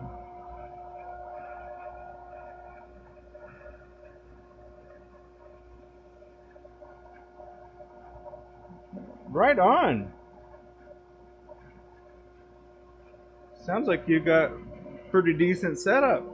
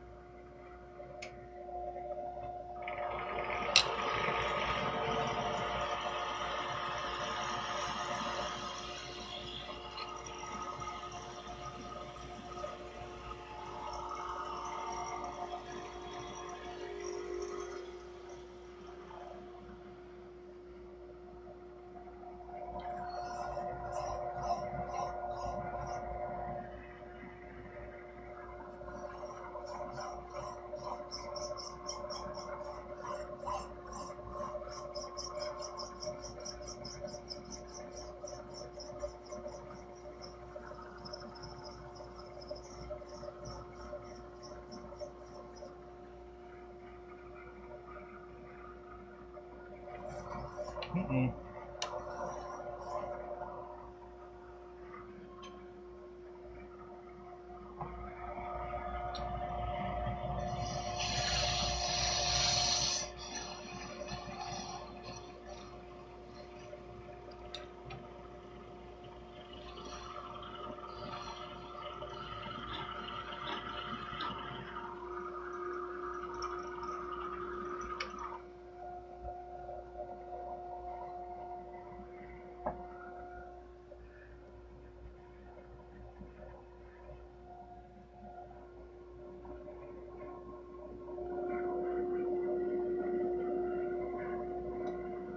Oh, that's good. Good stuff from the moo.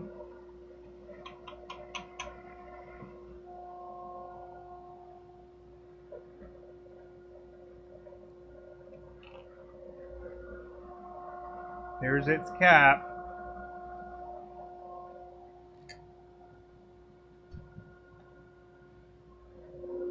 Another of the same thing. I don't think I bought any tools off of Temu actually. But then again, I don't buy anything. Abby does all the buying. My wife. We work together.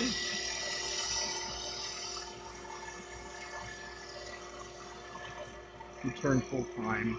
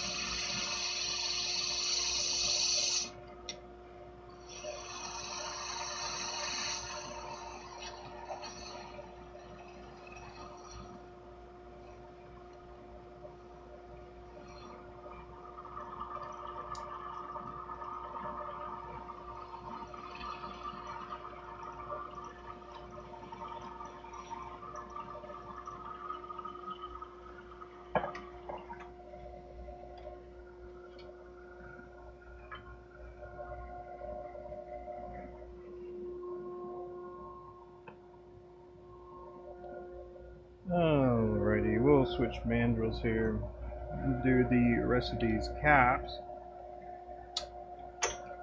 And then I'll have to switch to do the sections.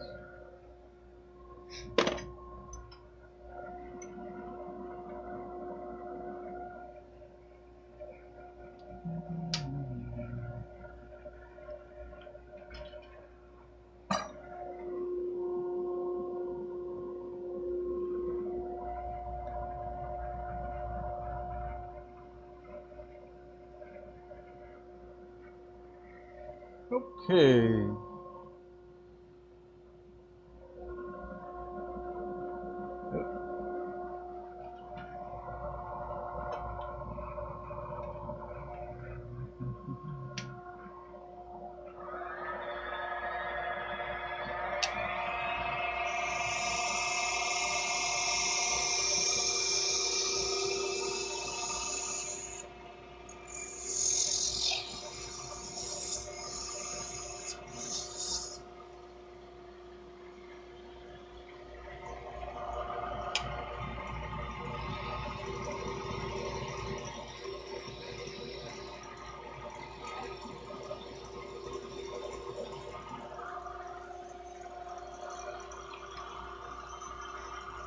I do have an Instagram.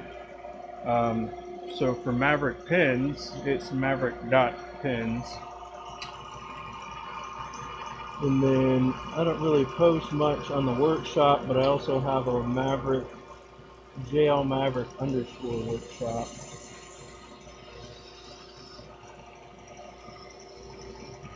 But I'm pretty sure I have a link tree below in the description that will take you to any of those things.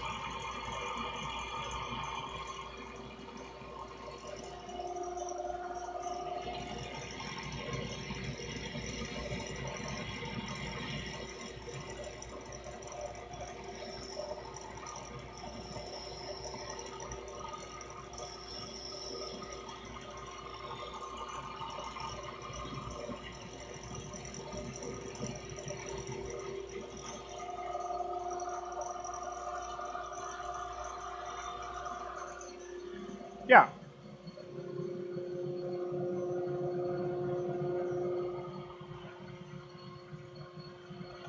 Hmm.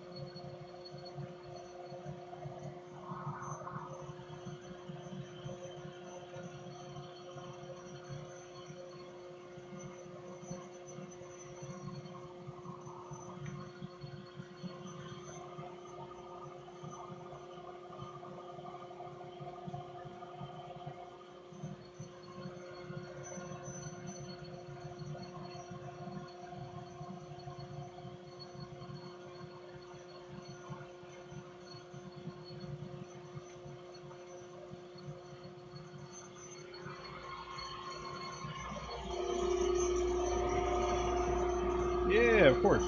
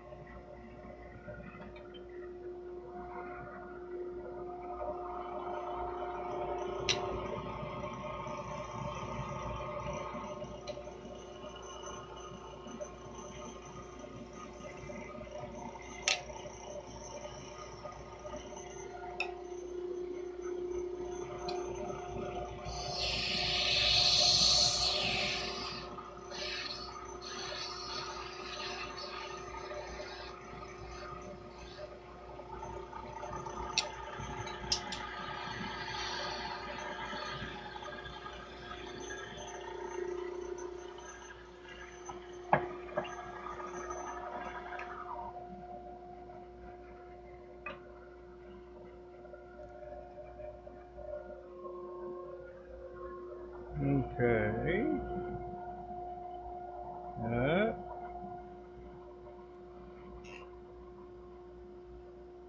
Sweet.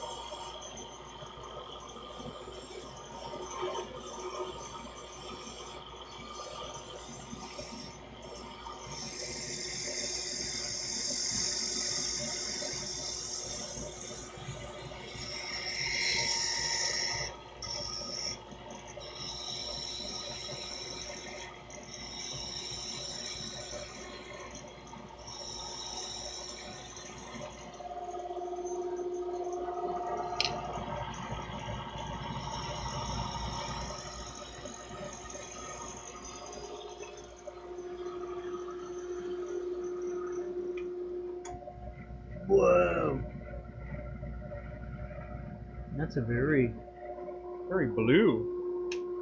That's nice.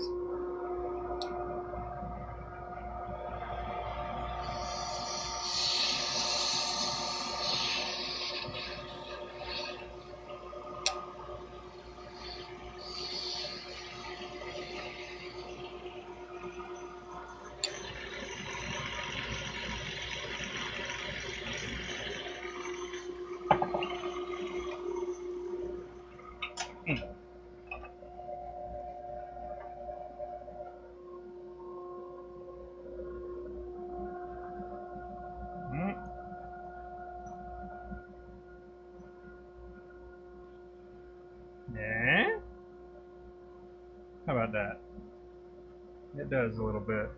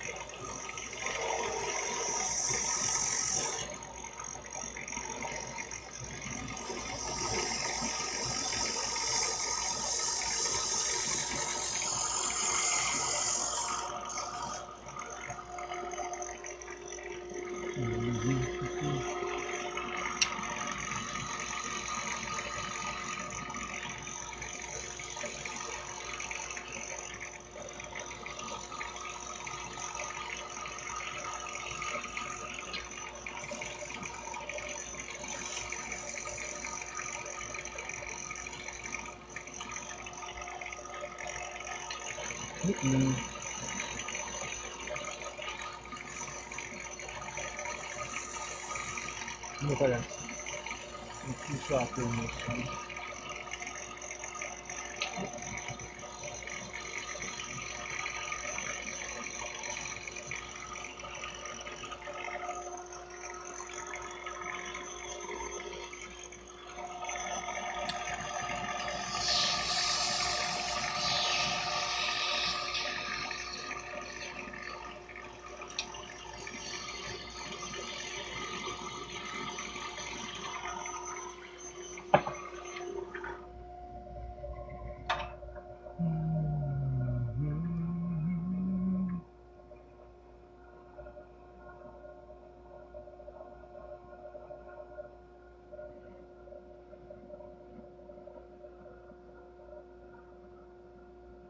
I appreciate it.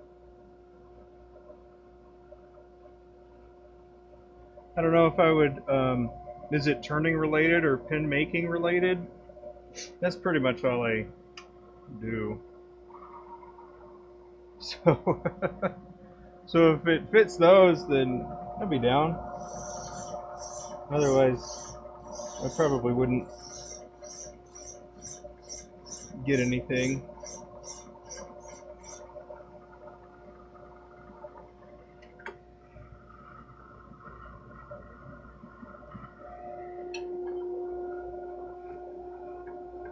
But I appreciate it.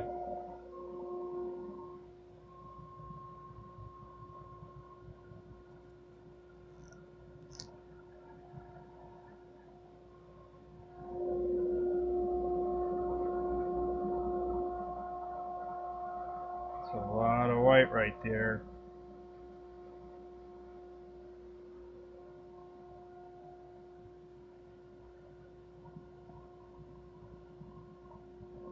Shoot.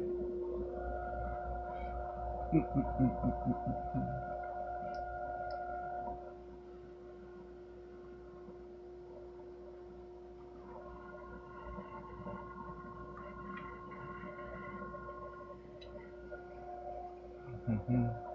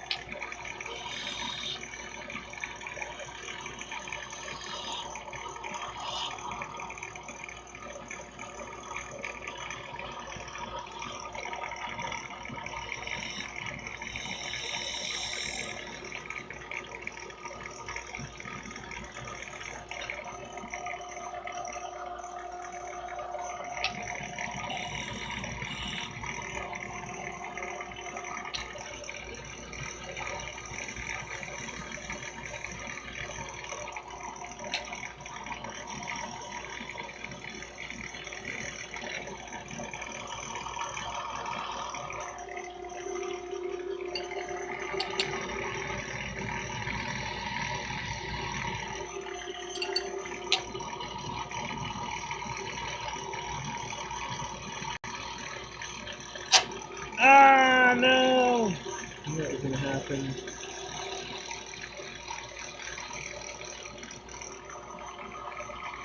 Okay, I think we can salvage it.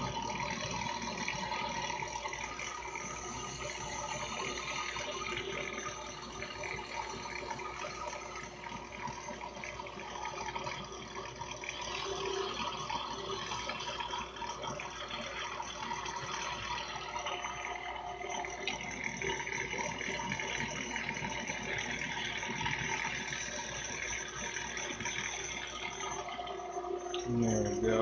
Alright.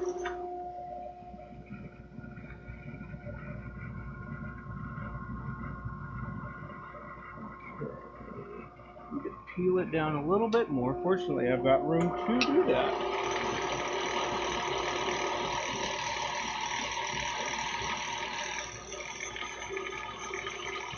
There we go. The rest of this we get finished up with the sanding. Don't want to catch an edge again. I know exactly how it happened too, so I thought I was going to be able to take off a little enough amount to where it wouldn't have caught like that, but not the case. But that's okay.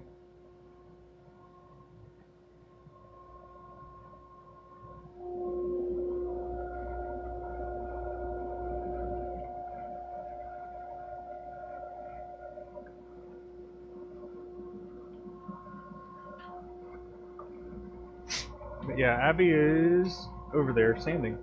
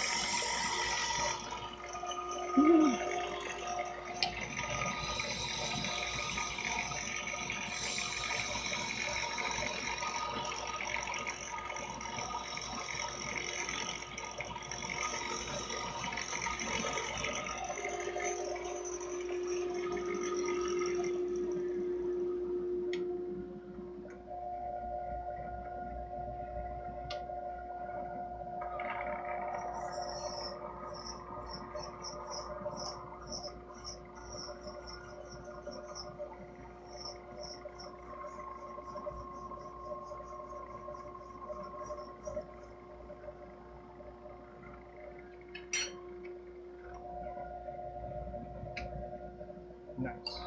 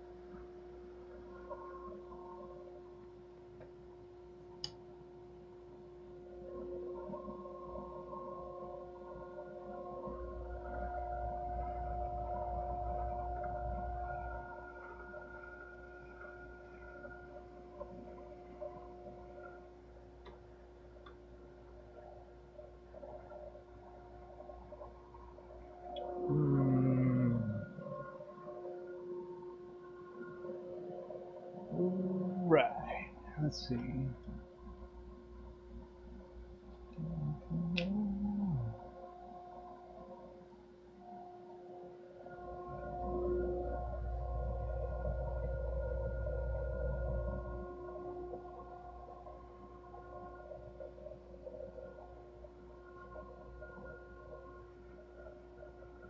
So my hand wheel is a little loose.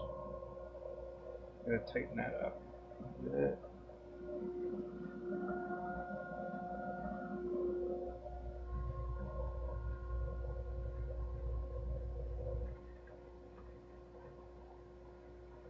Usually nice to have an extender of sorts.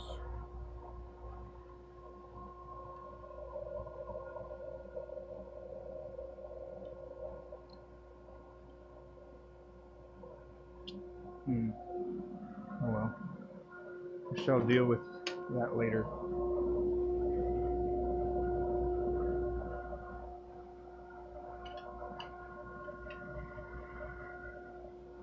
This is... Okay.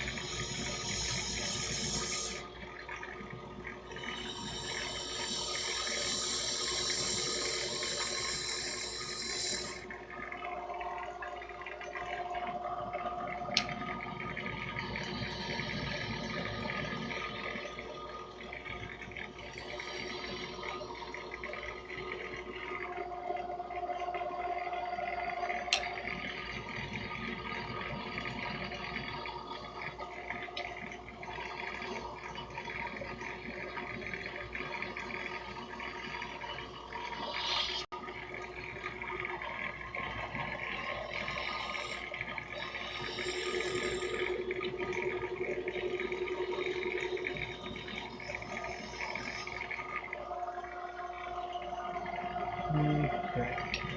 Let me see.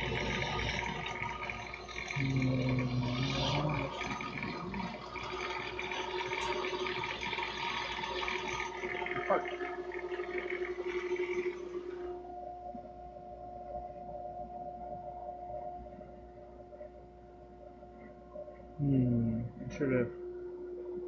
not done that yet. That's alright. I want to get this side down just a little bit more.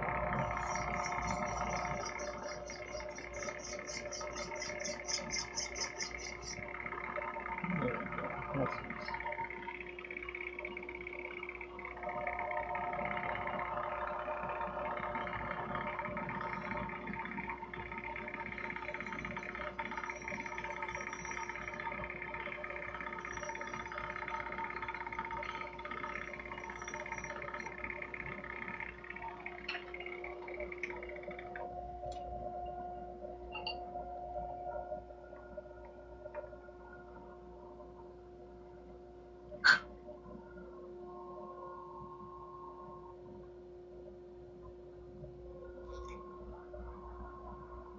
There's that one. Need to sand that a little bit better to make it match that one a little bit more.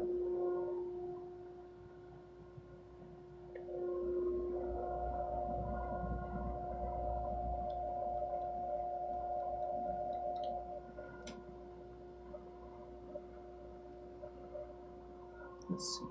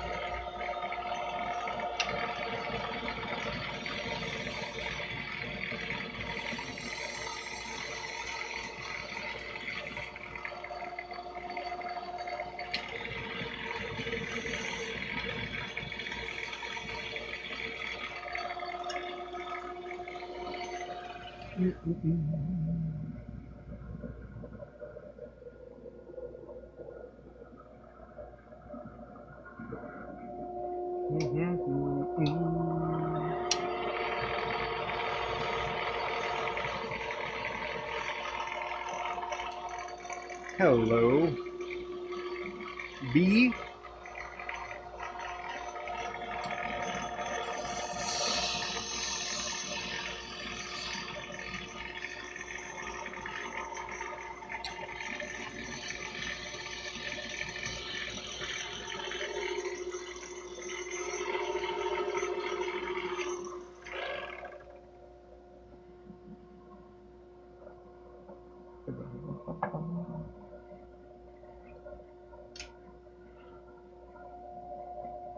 Man, these are so blue.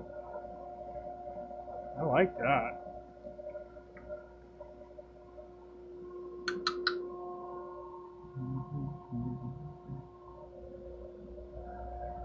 And there's its partner there. So some of those reds are like really red in the swirls here. Boom. All right, one more.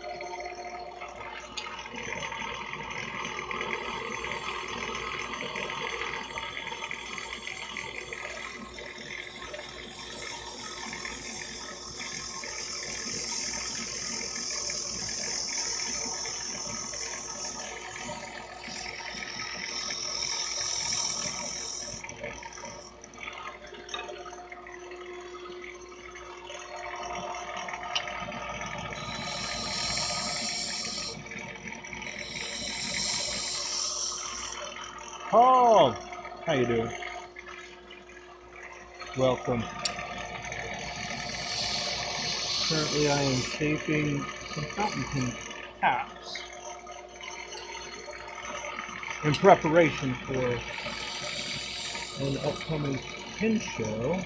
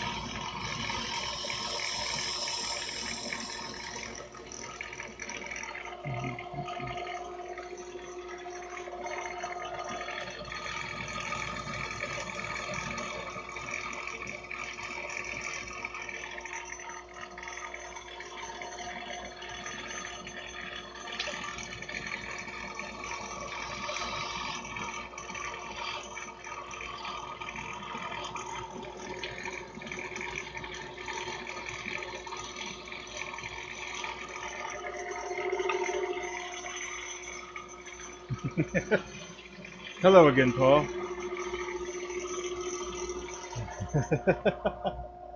You also make pins? Right on. What kind of pins do you make?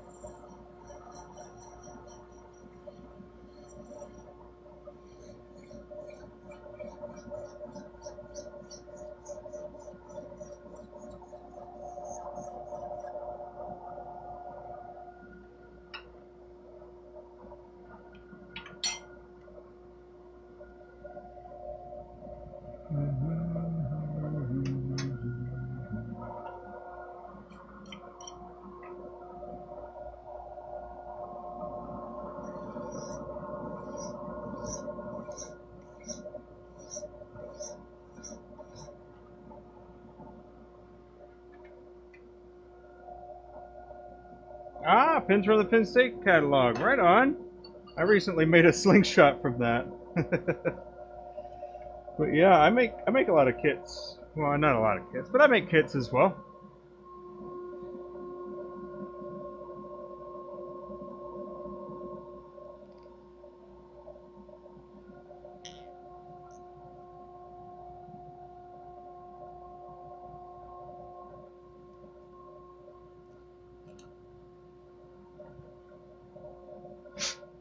But yeah.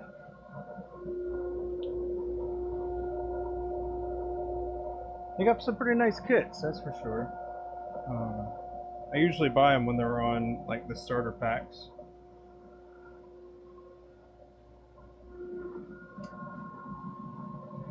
But primarily I don't use kits. I just use some hardware for like nibs and stuff.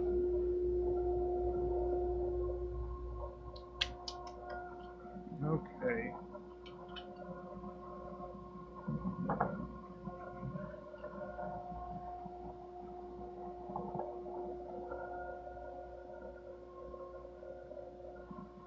Abby. What? You all done? No. Boo. You could be done. I had to go make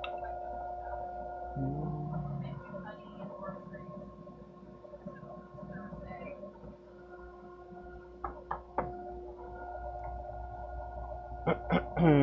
Yeah, for sure. Yeah, it should probably stay a hobby unless you're, you know, turning it into a business is definitely not for everyone. But on the other hand, I'd say our fountain pens is our hobby, and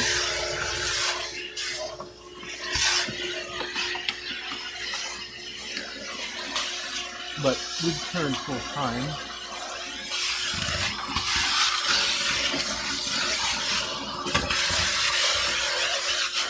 Do a lot of turning.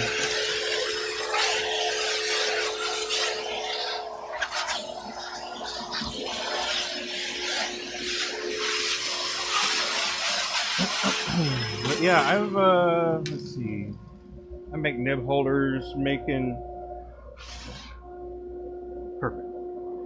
I make some nib holders, some forever pencils, some fountain pens, kit pens. Yeah.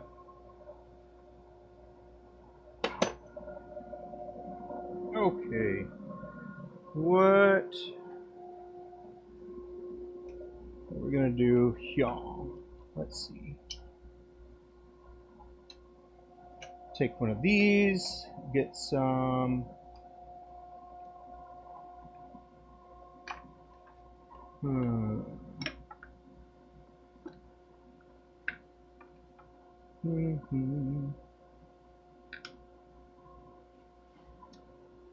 I'll do that maybe tomorrow, I suppose. Yeah, I know. I've got a ebonite here. I'll probably sleeve this. Yeah, that's probably what I'll do tomorrow, actually, though. I'm gonna sleeve this material.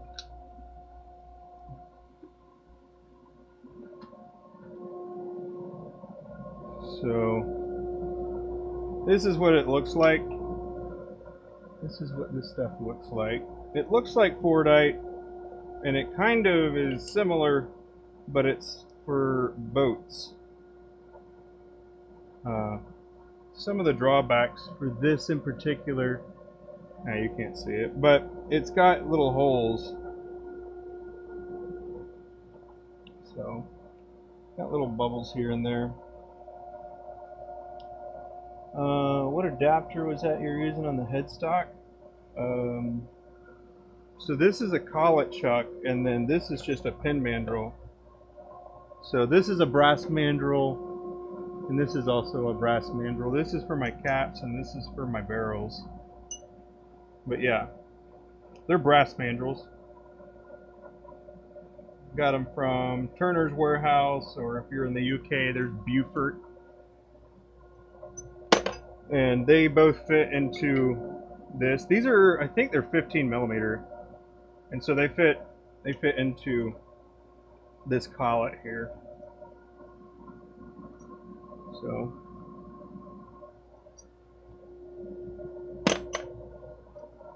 but yeah, this is a collet chuck, and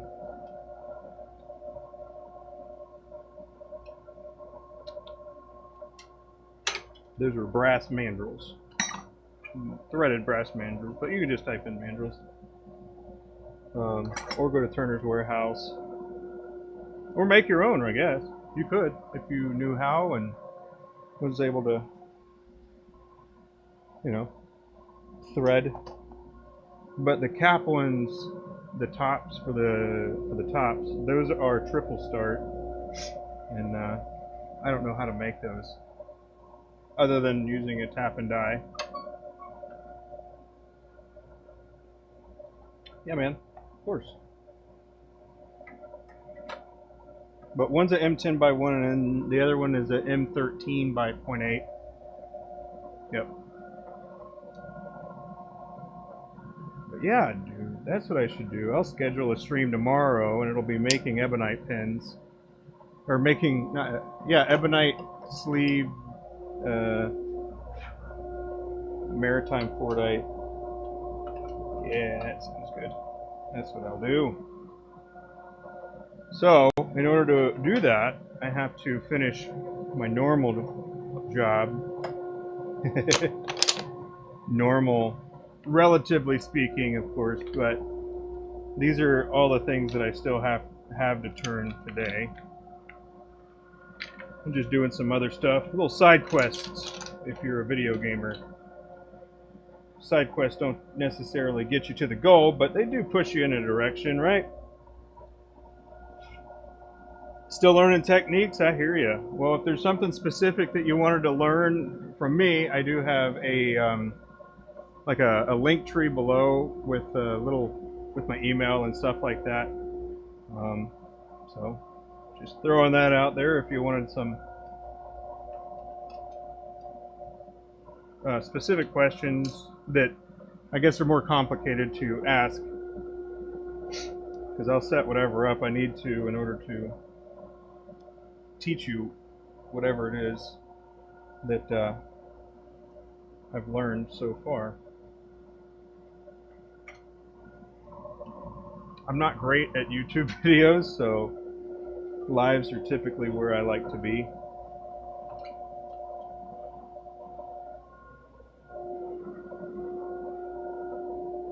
But there's a lot. There's a whole lot. And there's also a lot of overlap, so that's pretty fortunate too. You don't have to learn. There's some things that you will already be familiar with if you already know one aspect of it.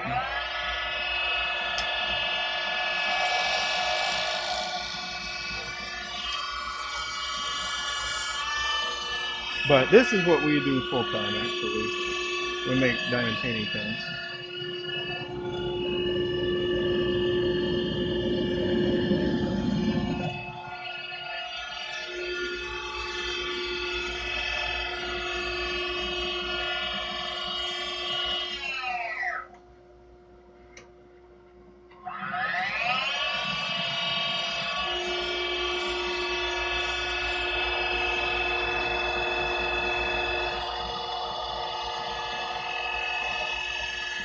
If you're not familiar with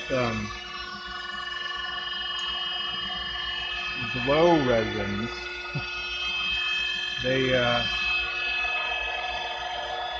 turn a little differently. So if you pay attention to the noodles over on this side and then the noodles from this side, these will start spiraling and then catch more often, and they'll also be a little thicker. So in some ways you're able to cut it thicker, but it's also because the material is a little tiny bit softer. Noticeably so when you're cutting it. Oh, you're in Southern California, right on.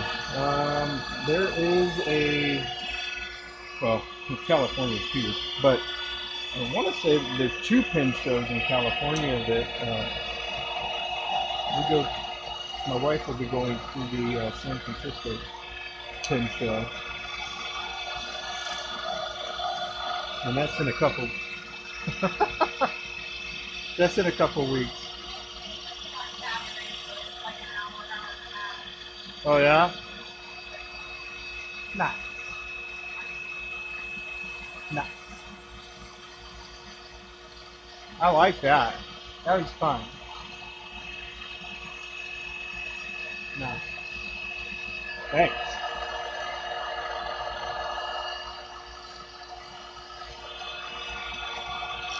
I guess we're babysitting some nephews.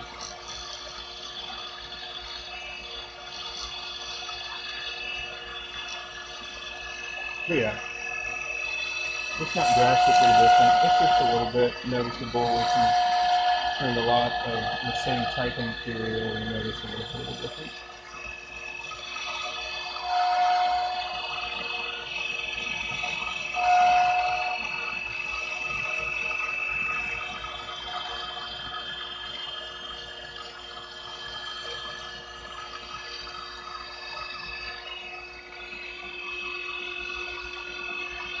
Gotcha. I have only been to what was the Navy base that was there? I don't remember what it was called, but I was at the Navy base for a bit in the military for 11 years.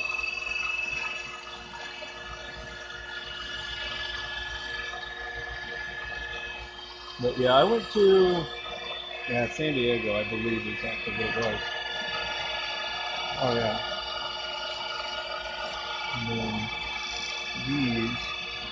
these noodles, like I was talking about, they behave a little differently too. They're not quite as crumbly. They're more like, I don't know. They're just different.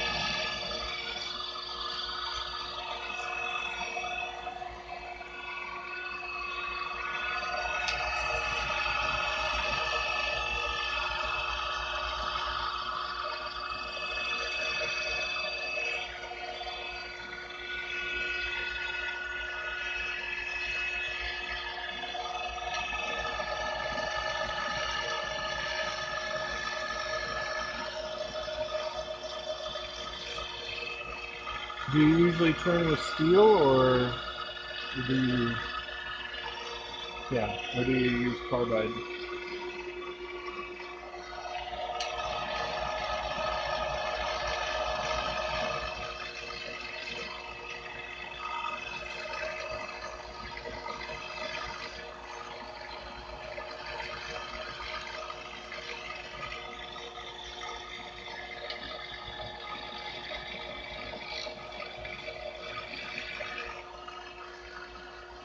$30. Oh no, I was just training with in some of the places where one of the teams were. We did a lot of helicopter training and water jumps.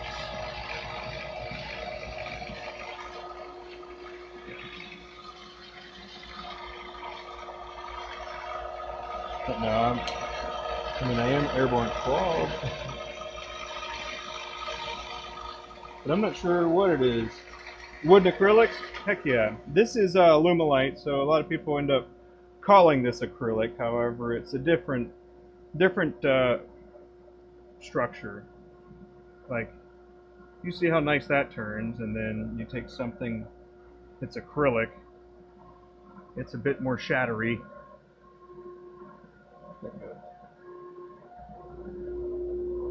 But yeah, I have quite the variety of wood species that I was going to be working on, and then show season kicked off. So it's just all hands on cranking out our main work, and then creating a little bit of space for shows and stuff. Busy times.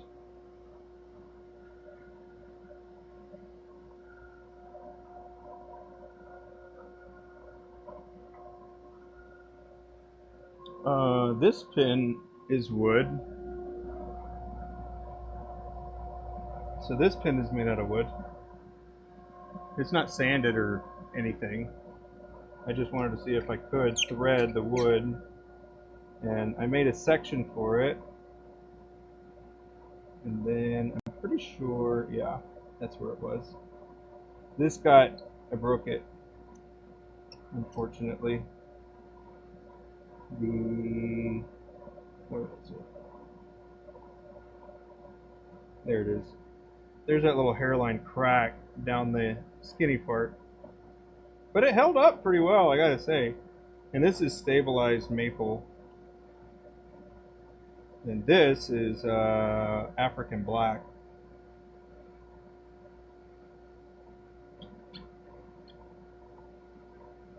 And it doesn't like to start very well because it's broken.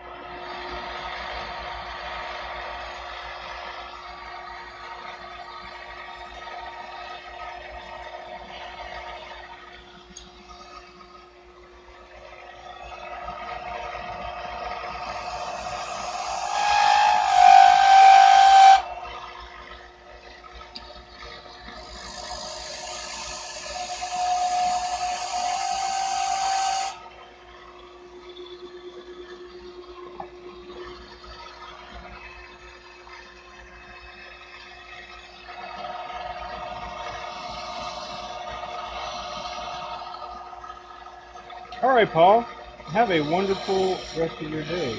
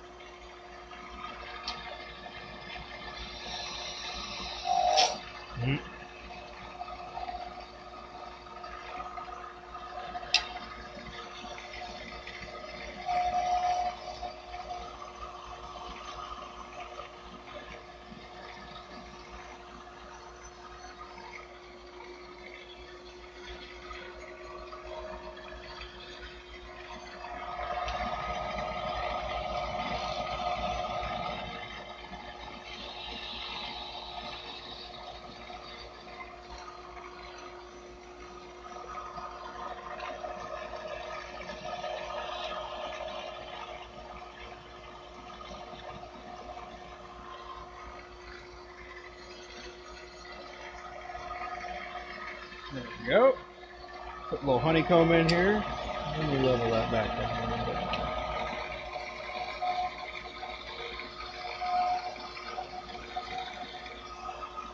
Hello, how are you?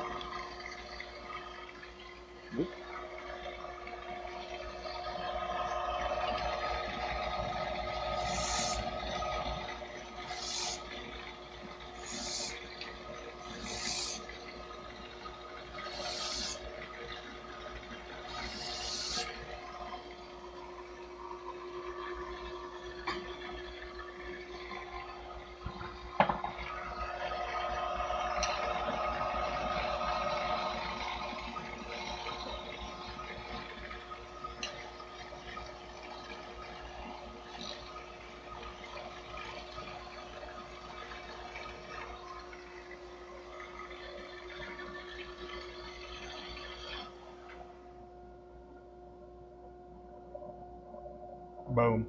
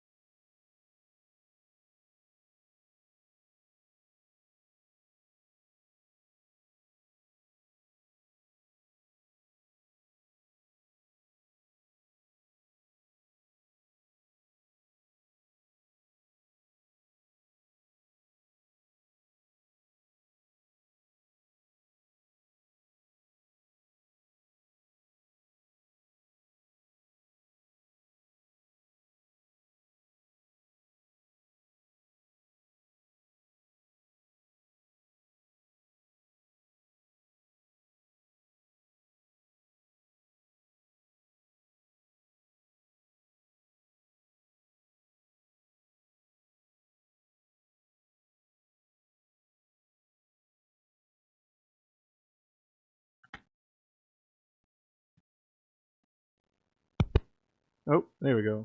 Sorry about that. And then the lights are invasive, aren't they?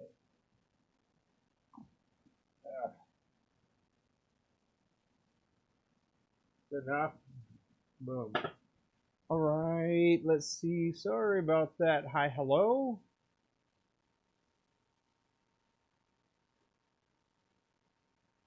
You gotta make it all weird.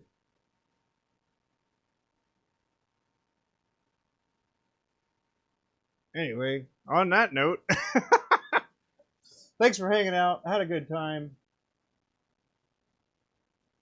Yeah, had a good time. Did some stuff. Also some things. And I really appreciate you hanging out. And I will see y'all next time here at the workshop. Have a good day.